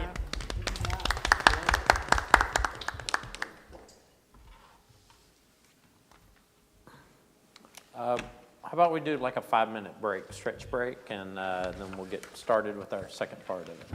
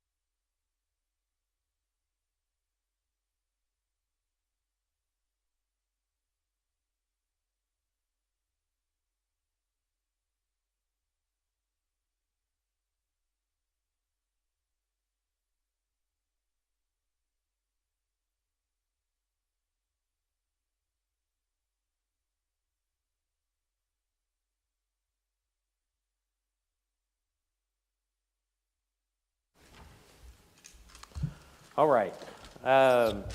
So I was just sharing with some of you, I know individually, but boy, I know I said this before you started, but getting a chance to see the dashboard in action is amazing. I know y'all know this already, but you've got, and obviously Terry is leading that project, and I'm guessing she's getting some help from some other folks, and it's just, y'all are so fortunate, so fortunate to have at your fingertips that type of information. So the second part of this conversation, which was actually already alluded to earlier, was how does this inform or impact the process of superintendent evaluation? But I want to back up from that first. I think it's always important. Oftentimes we forget our why, right? Why is it important, first of all, that we evaluate the superintendent? So I've got the list up on the screen already, right? Sometimes people would just stop at the very last one. They'll say, well, we have to do it. It's the law. But look at all those other reasons. And I could, if you think about it, I could remove the phrase superintendent from this slide, right? I could say, why do we evaluate teachers? Right? Because it assesses impact on student performance. All right? So, and so this is, your superintendent evaluation is something that is a very important part of what you do as a board. In fact, Terry did a great job earlier when, and I often say this to boards, is that the two most important things you do as a board are I can't even really rank them 1 and 2. It's like 1A and 1B. Is you establish the direction of the district, right? That's setting the goals, and then you hire the superintendent. And part of that hiring and supporting the superintendent is the evaluation part. You can't really separate those two. And so I think it's important for you as a group, as you're having these conversations about how do you monitor the district's progress, I think it's important that I provide you some time tonight to discuss how do you monitor progress as it relates to the superintendent's performance and the superintendent's evaluation. So just so you know, because we want to meet the requirements, right? My guess is, knowing you and knowing your district, you're going to want to, you don't want to just do the minimum requirements, but it's important for you to know what they are. If any of you are suffering from insomnia and can't sleep, I encourage you to read the legal references for this. It's not the most exciting reading in the world, but I just want you to have those legal references. I have great respect for our friends who practice law and who work in the law, but anyway, basically the 3 legal requirements, if I was going to break all those codes down to 3 bullets, is the superintendent must be evaluated at least annually, must have a written evaluation component. So in other words, the evaluation can't be calling Dr. Moore in and saying, hey, we think you're doing a great job, or hey, we think you need to, pick it up. There needs to be some written feedback. And then it must include a student performance domain. So I don't think any of you are surprised by this. As I look at what your goals are, then I expect that student performance is going to be a part of the conversation. So let me stop there, and I want you to, and this is open to all of you, including you, Dr. Moore, tell me, I just want to talk about the process. I have a copy of the evaluation instrument in front of you, but we're not going to look at that just yet. Talk to me about the process by which you do the superintendent evaluation. First of all, when is the superintendent evaluation done? Late spring, okay. And that's the summative evaluation? Okay, all right. So mid to late spring. For the pre. Right, so you're not, because if you're doing it in spring, you've not finished the current year. So you don't have the data. You may have some, but you don't have any summative data. So you're going back, over a year, right? And I think y'all alluded to that before, right? So you're doing that in the spring, and right now the way it's done is you're using data that's over a year old, right? Yeah, and so one of the most difficult things that, of course, before I was the superintendent, I was one of the worker bees here in this building, and one of the most difficult things during that 10-year period was keeping track of last year and this year on two separate documents at the same time. So when I finally became the superintendent, it's been 4 years now, we started working toward what you saw tonight, to where things would be in real time. So our staff doesn't have to keep two sets of documents continuously. It was overwhelming trying to figure out which. So the way that works is, some of the ladies in the office will send out an email to the assistant superintendent over HR, facilities, or accountability, and say, hey, I need you to go in and update your such and such, such and such. And, I'd click on it, and, at the same time, I had 100 other things going on, and I'd click on it, and I'd start filling it out, and then I'd realize I'm filling out last year's information in this year's document. And it was very, very difficult to keep separate.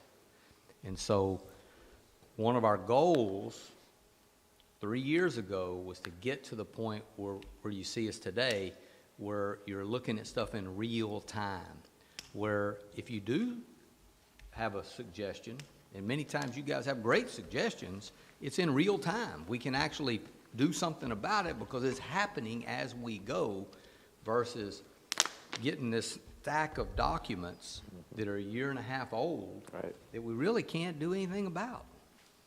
Right. Or something may have already been done about it, but they're not reflected in the old data. Correct. Yeah. Yeah. Yeah. So as we think about this, so what I've given you a copy of the most recent evaluation document. So we have that, and I really just have the remainder of our time this evening is I have for you to reflect upon and discuss amongst as a group. What is it you like about the instrument?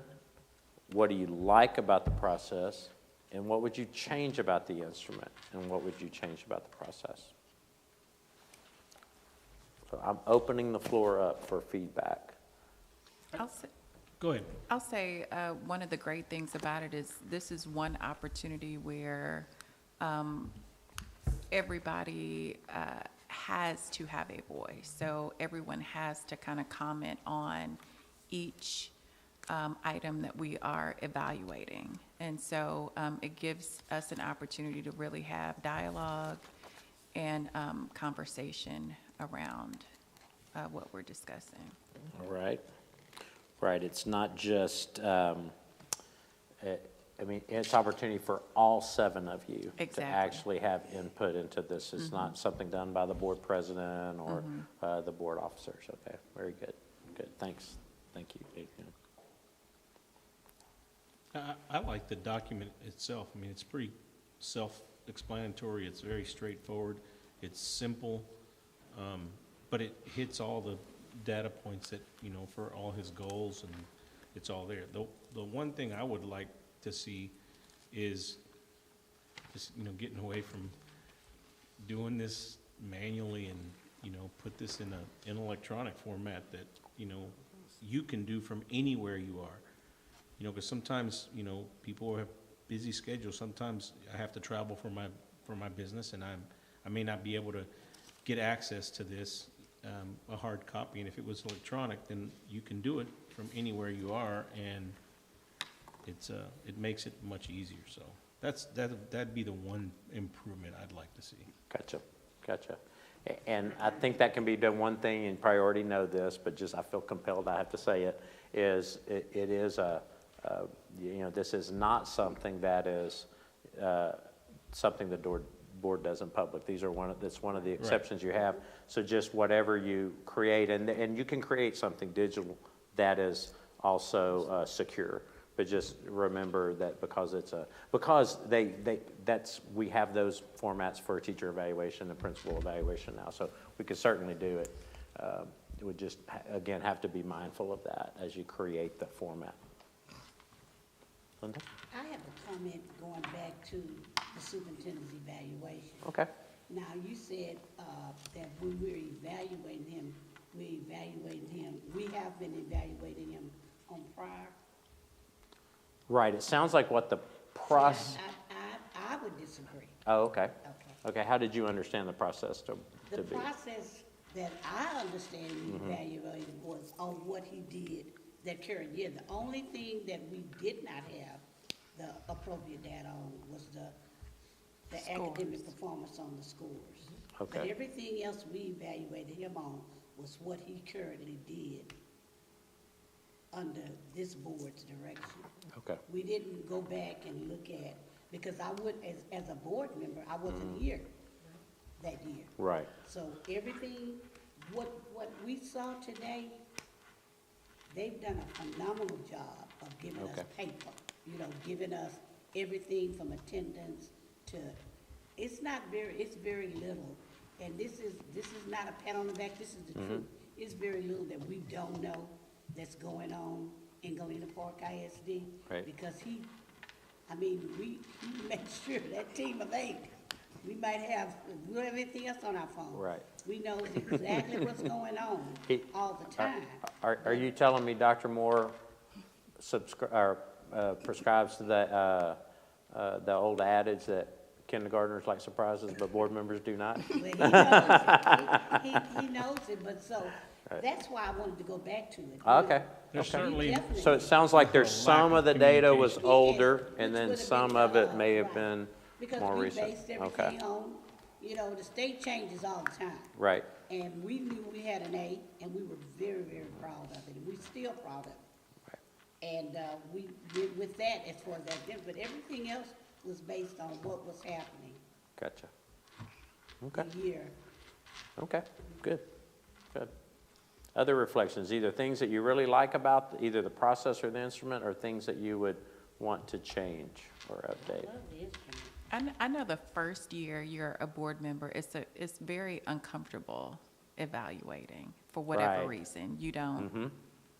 And so I don't know how we would change that, but I just remember like kind of lost, you know, for lack of a better word. I don't know how we could. You know, that's a good question, Adrian. I wonder, of course, I'm listening to that through my focus as a board trainer. But, you know, I'm wondering as every district provides an orientation to new trustees right after they're elected. And of course, oftentimes you feel like you're drinking out of a fire hydrant, right? It's just so much new. Just knowing what the acronyms are alone is a mountain to climb. But maybe if almost if you think about it, again, you've got, are y'all May or November elections? May elections. So so you may get elected in May.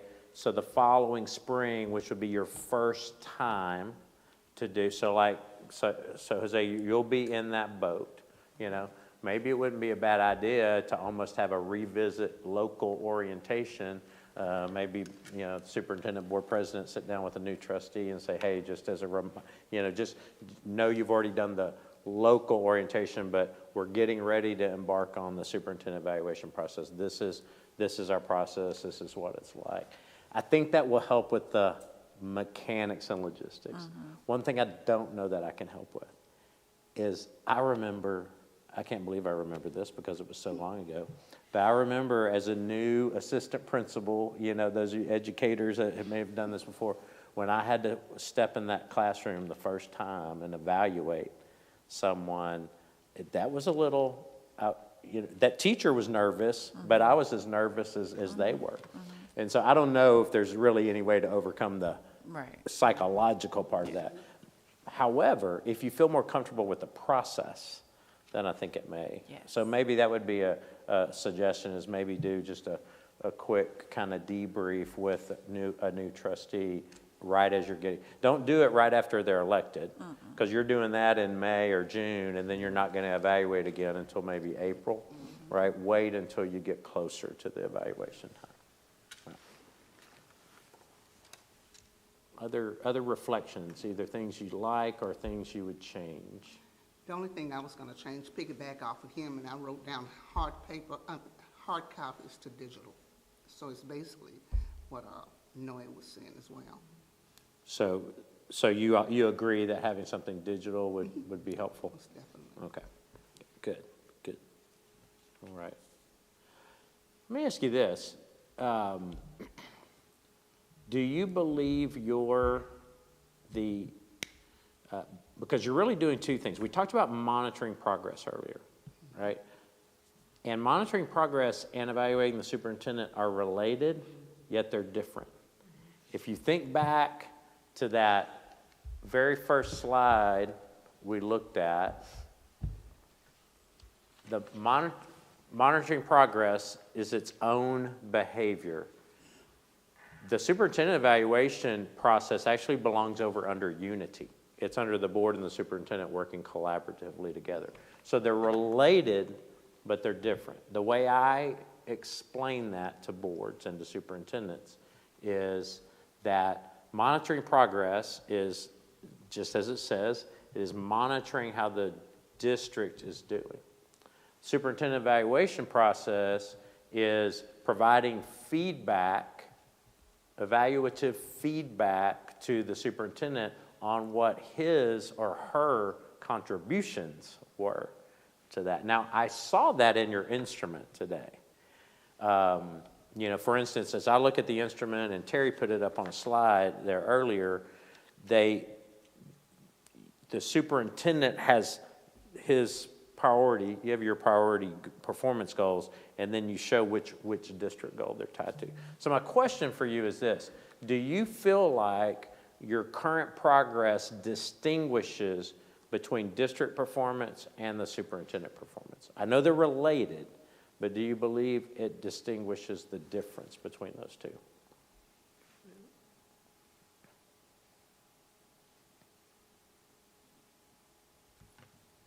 Well, they are related. They are related, yeah.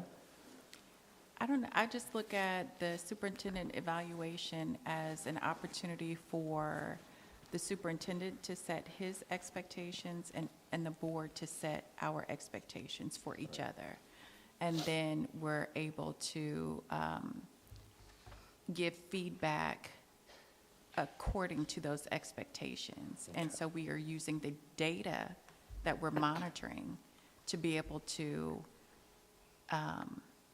evaluate. Okay. So I think in our heads and in our minds, we know that it's different, but we use that data to support our decisions or our evaluation. Okay. Anybody else have a thought about that? I have to tell you, this is an interesting place to be in.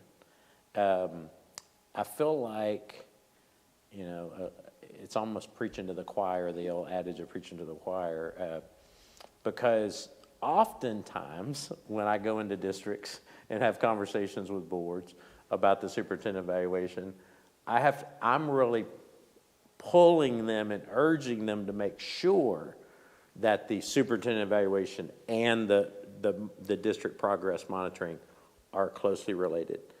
I'm coming from a totally different direction with y'all. Y'all have that connection down, which is good. That is a really good thing. It's just, because when we look at the why we provide, it's to provide feedback to the superintendent and assess the leadership impact on student performance. So for the superintendent to give feedback on, the district's doing well, but also recognize what is it that he's doing that is either contributing to that or something in addition, he could do to even further that contribution. But also, I think we've closely aligned the district goals and the superintendent goals. And so that's, I think that's how Right. we're And, able to see that it's relatable. and then you have this fifth one about, That's what we did. We Right. took the goals. We went through each one of them. We talked about what took place and what didn't take place. gotcha. And this is just gonna help 100%. Right. We can just pull it up, even if we're in our meeting. Exactly. And, so April, we said we're doing this? March. So we're doing this in March. In March, you're able to, now again, you won't have the year-end data in terms of the state data, possibly. Because Lord, I'm wondering if we're gonna But get we'll it. have half a We year. we may not have it by next March for last year. That's a whole nother, maybe I keep forgetting we're being live streamed, maybe I should. But anyway, that's a challenge. But boy, this dashboard is really gonna give you some really good, really live data. We're gonna say something? No. Oh, okay. So another thing, that I was wondering, I should have asked this earlier about the process. When you go through this as a board, so I liked what you said earlier, Adrian, all 7 of you go through this process, you provide your reflections. Then do you, Dr. Moore, you receive 1 score then from the board? Okay, that's good too. That's good. I'll go back to what you said earlier, Ms. Hernandez. When you talked about how, oh yeah, we've been doing this, some districts are doing things, we've been doing that for a while. You'd be surprised that there are places that are still where some of your colleagues are getting 7 different, and it's just not manageable, right? So I'm glad to hear that. I'm glad to hear that you work then in collaboration. Everyone provides their feedback, and then you as a group agree upon where our rating is for each of those. Let's make clear, I want to work right here. Right. I hear all those same stories you hear. Yeah. So Oh, yeah. I want to work right here. Yeah. Well, right. What about, let me ask you this, the rating scale? Any feedback or things you like or questions about how you do the rating scale, the exceeds expectations, proficient, and needs improvement? I believe that's sufficient. Okay. It's simple, it's not. To the point. Too detailed. Right. And pretty much that's what we do with the teachers, I believe. So I think it's kind of comfortable. Right. And easy for us to understand. I think it's pretty standard in the business world as well. Right. It's those 3 evaluation scales, so. Right. I agree. I wanted to ask the question first before I gave my bias. When I work with districts who are not as advanced in terms of where they are with their instrument, they're sometimes wanting to start from scratch, and I tend to discourage them from doing numeric because it's, these descriptors are pretty clear to me, right? And so you get into numeric. So for instance, I've seen organizations struggle with where they'll do like a 5 is exceeds, and a 1 is needs improvement, and a 3 is meets expectations. Well, numerically, a 3 is average. But your expectations, if you're a high-functioning organization, your expectations aren't average, right? So if your proficiency is a high scale, so that's the challenge with the numerics. So I'm glad to see that you're not caught in that, because sometimes it's like, well, numerically that's average, but it's not really average, because what we consider to be either proficient or meets expectations, whatever the terminology is, it's really above average because our expectations are above average. But I think we do a numeric scale. Used to. Huh? We used to. We used to do the numeric. Right, this Okay, one I'm has getting the, Yeah, 'cause we would this do one has like this scale. 4.3 3.8.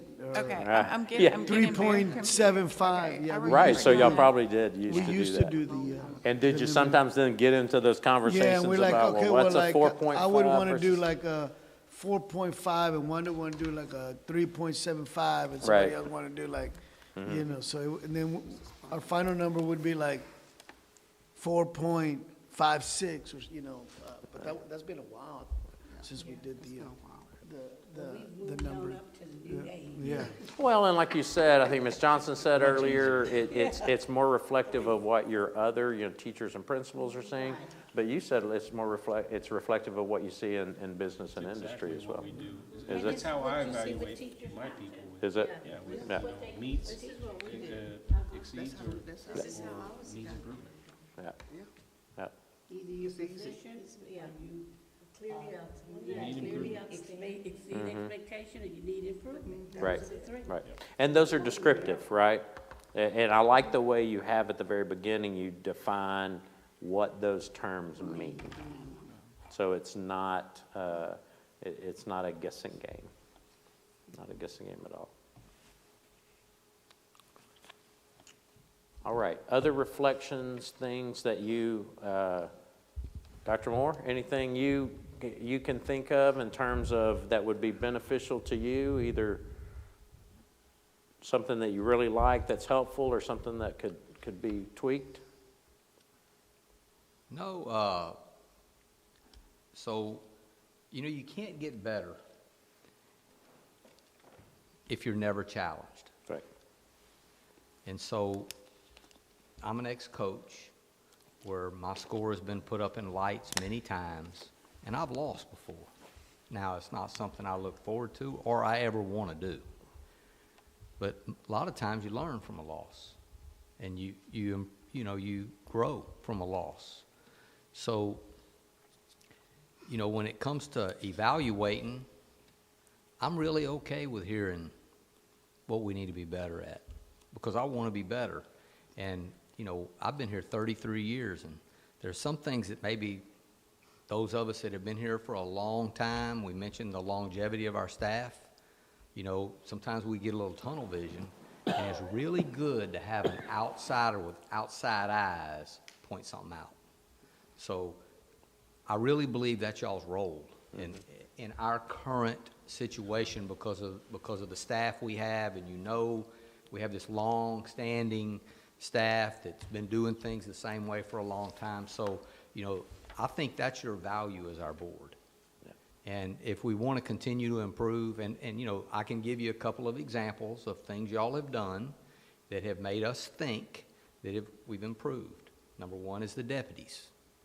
That was you guys. That wasn't something I did or our staff did. That was you guys that questioned, why don't we have a deputy on every campus? Well, now we do. So that's one example of something. A second example of something is, we started talking about school choice and having a tough time keeping our kids in our own community out of charter schools and private schools. Somebody brought up, well, maybe we need to have some STEM academies and fine arts academies. Well, you just saw the results of that. So those are the kind of things that force us to continually reevaluate and improve. That's your value. That's your value to our organization here.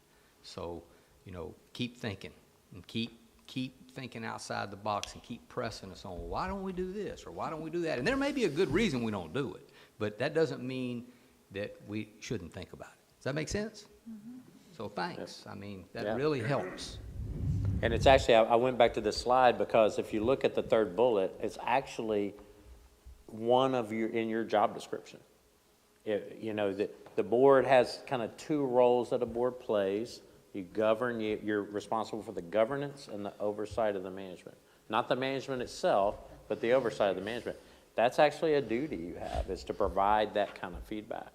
The evaluation the evaluation is not a governance role. The evaluation is in your oversight role. And so exactly what Dr. Moore just said is that it not only adds value, but it's actually part of your job. And if you're doing your job, and it sounds like you are, you're doing it well, you're going to see the fruits of those seeds that you plant, right? So those 1,100 kids that are in those STEM academies at those two schools, it sounds to me like that conversation started around.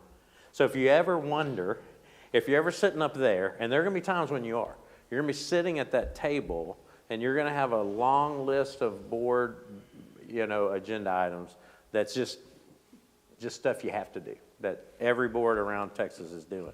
And you may be thinking to yourself, what difference does this make in the classroom? That's just one great example of something that sounds like started as conversations around that table there, and then Terry showed you the screen tonight that shows you those 1,100 plus kids. So keep doing that. And even some that weren't even mentioned, she talked about the Boys and Girls Club and talked about doing things to involve all kids. Well, this year, we got a chance to see like the special population out on the field. Ah, okay. That was phenomenal. Okay. These kids, they have the 5th grade Olympiad, and they have all the different things. But to see those kids out there, and us as board members get a chance to work with them, and to see the regular ed kids and the coaches, and everybody working with them, everybody's brought in. Oh, excellent. That's a plus. Yep. And it wasn't, even though it's not on the dashboard, we all know it took place, and we Right. got a chance to participate. Yeah. No, excellent, excellent. And one other thing too, I'm glad, Dr. Moore, that you brought up that I'll mention too is giving constructive feedback is a beneficial practice, and you can give constructive feedback even when the scores exceeds expectations. Go back to your coaching days. I mean, you may have won the district championship, but there's something different or something in addition you can do the following year, right? So I would encourage you. I would encourage you to remember that it's not just if something needs improvement. You can always have that constructive feedback, and that's just going to benefit your kids in the long run. Any other reflections about the process or the instrument itself? So what I heard you say is you like the instrument.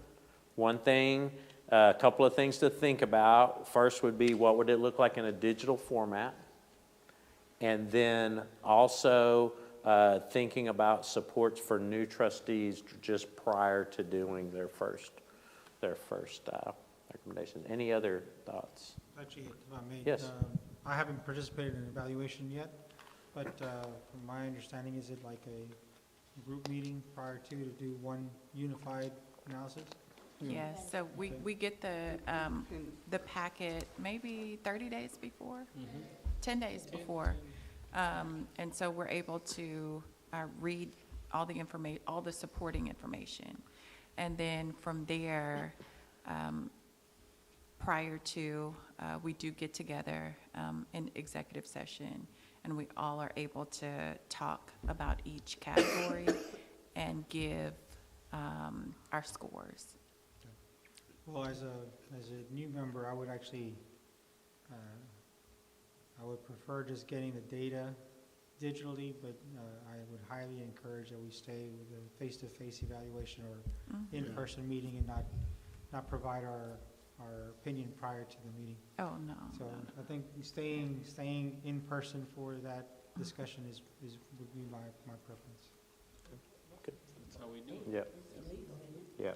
Yeah, right, and it's one of those, it's one of those exceptions to the Open Meetings Act that you're allowed to go into a closed session and have those conversations, yeah.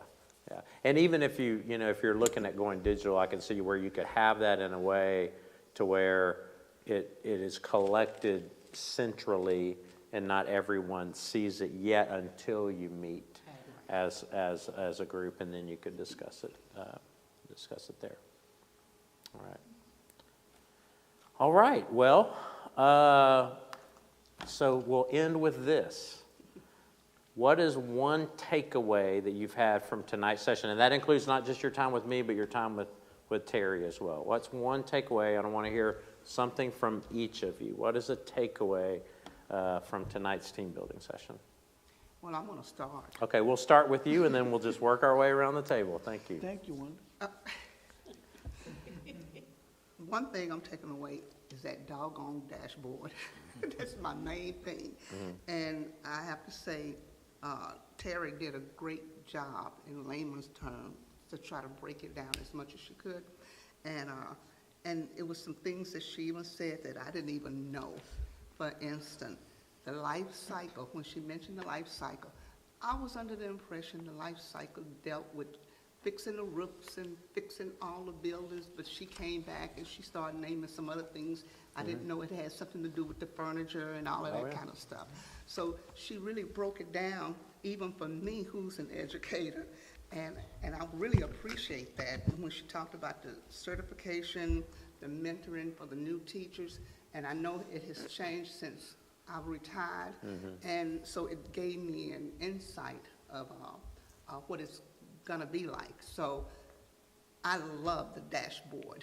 Great. You know, moving from hard copies to digital. Gotcha. I'm big on that. Good deal. Good deal. Thank you. Thanks for going first, too. Ramon? I'm kind of the same.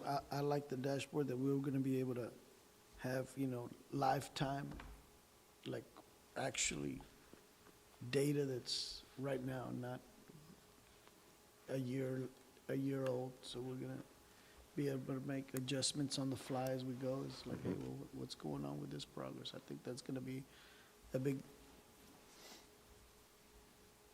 tool for us going forward versus seeing that when we had the meeting, it was for last year's data. Now we're gonna be able to see it every quarter Right. as it's just progressing. So I think that's gonna be a big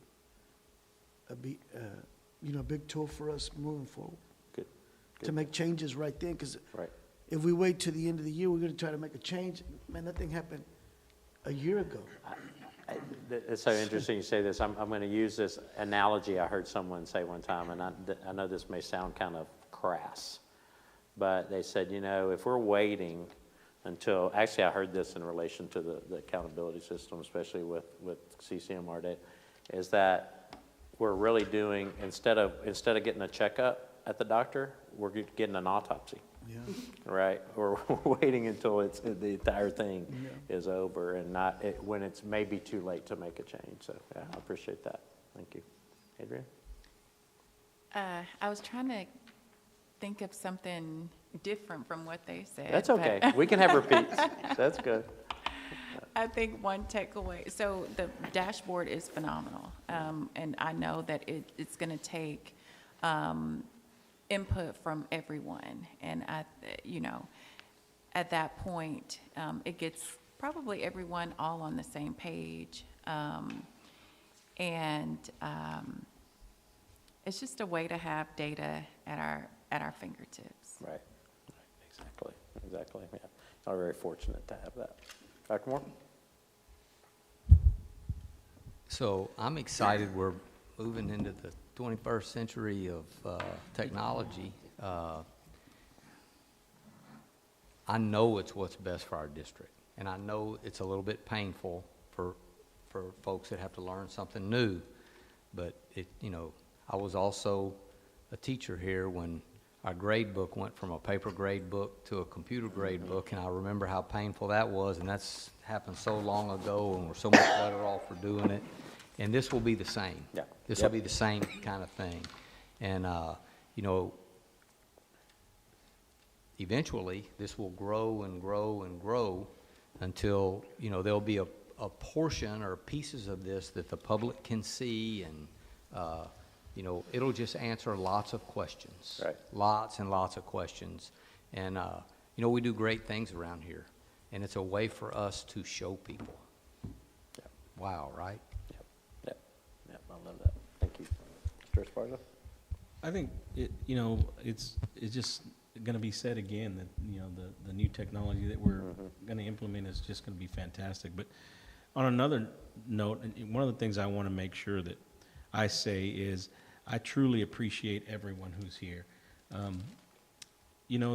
The cohesiveness that we have on this board is unlike anything I've ever seen, especially other boards that I've witnessed. And so for me, I think it's fantastic to see. I appreciate that everyone cooperates, that, we all have difference of opinions.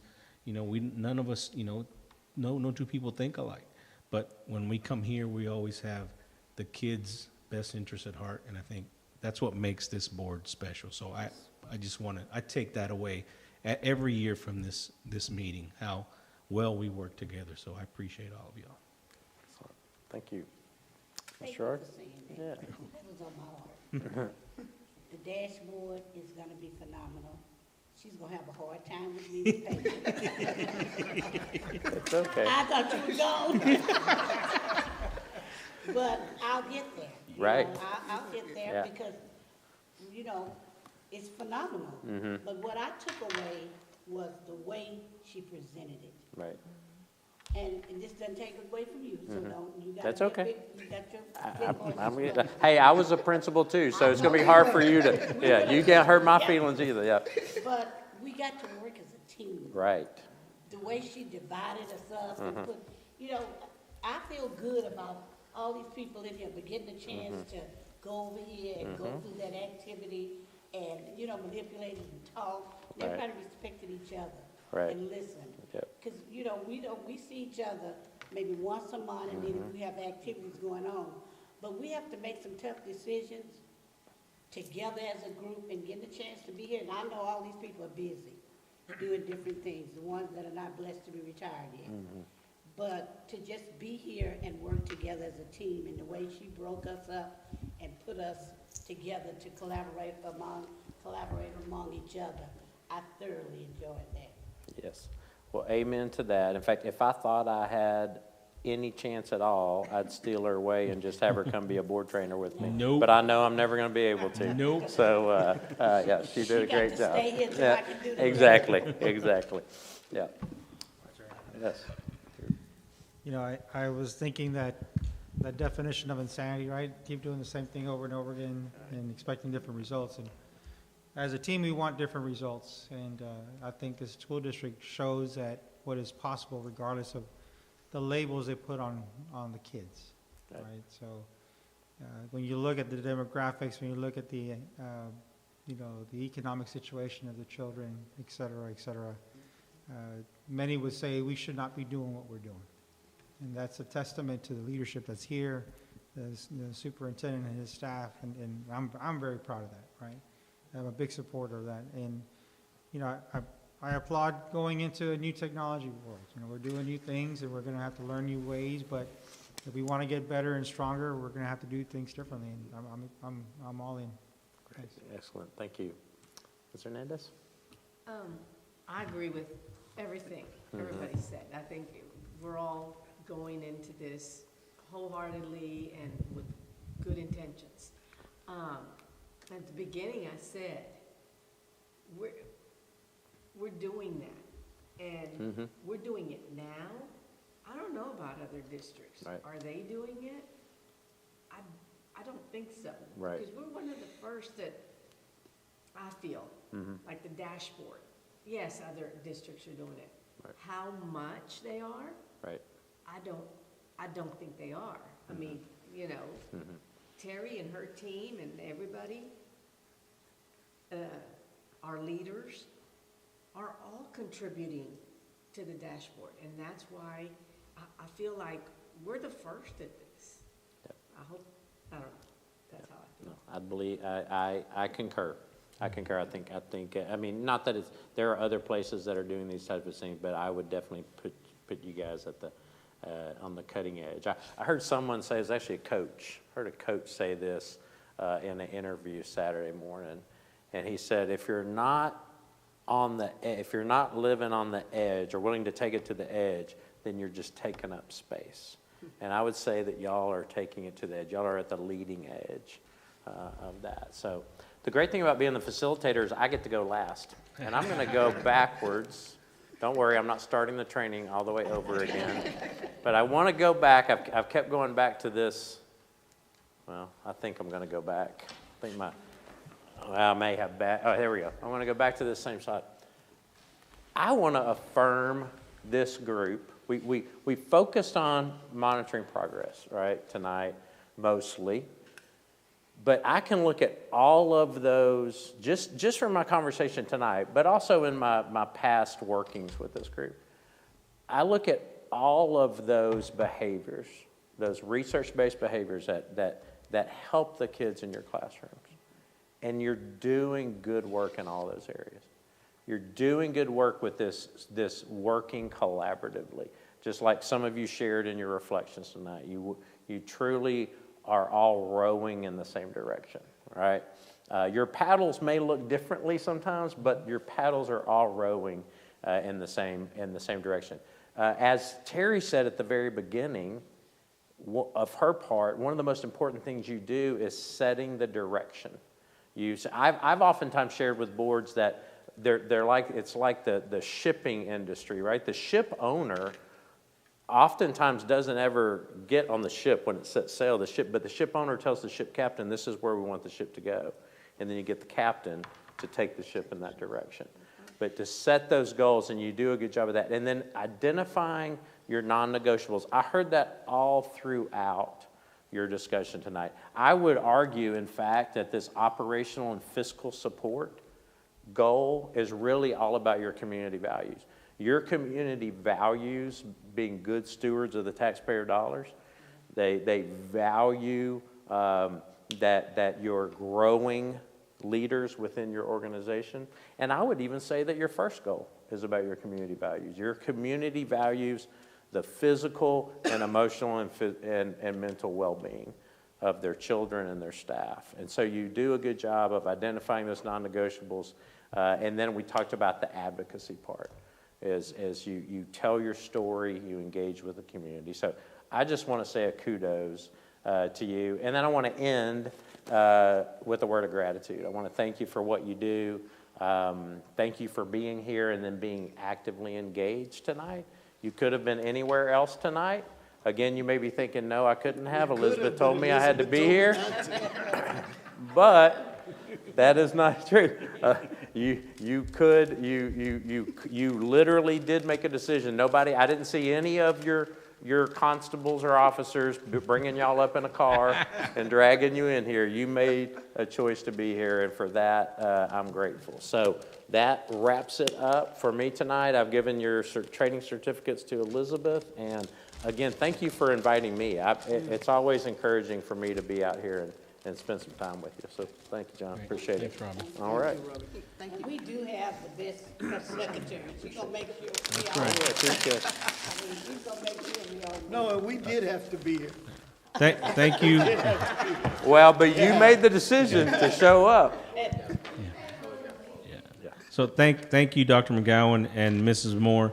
There being no other business before the board at this time, the meeting is adjourned. It is 7:15 p.m. No, we didn't have a choice. Honestly, we did it. I tried to get out. Did somebody?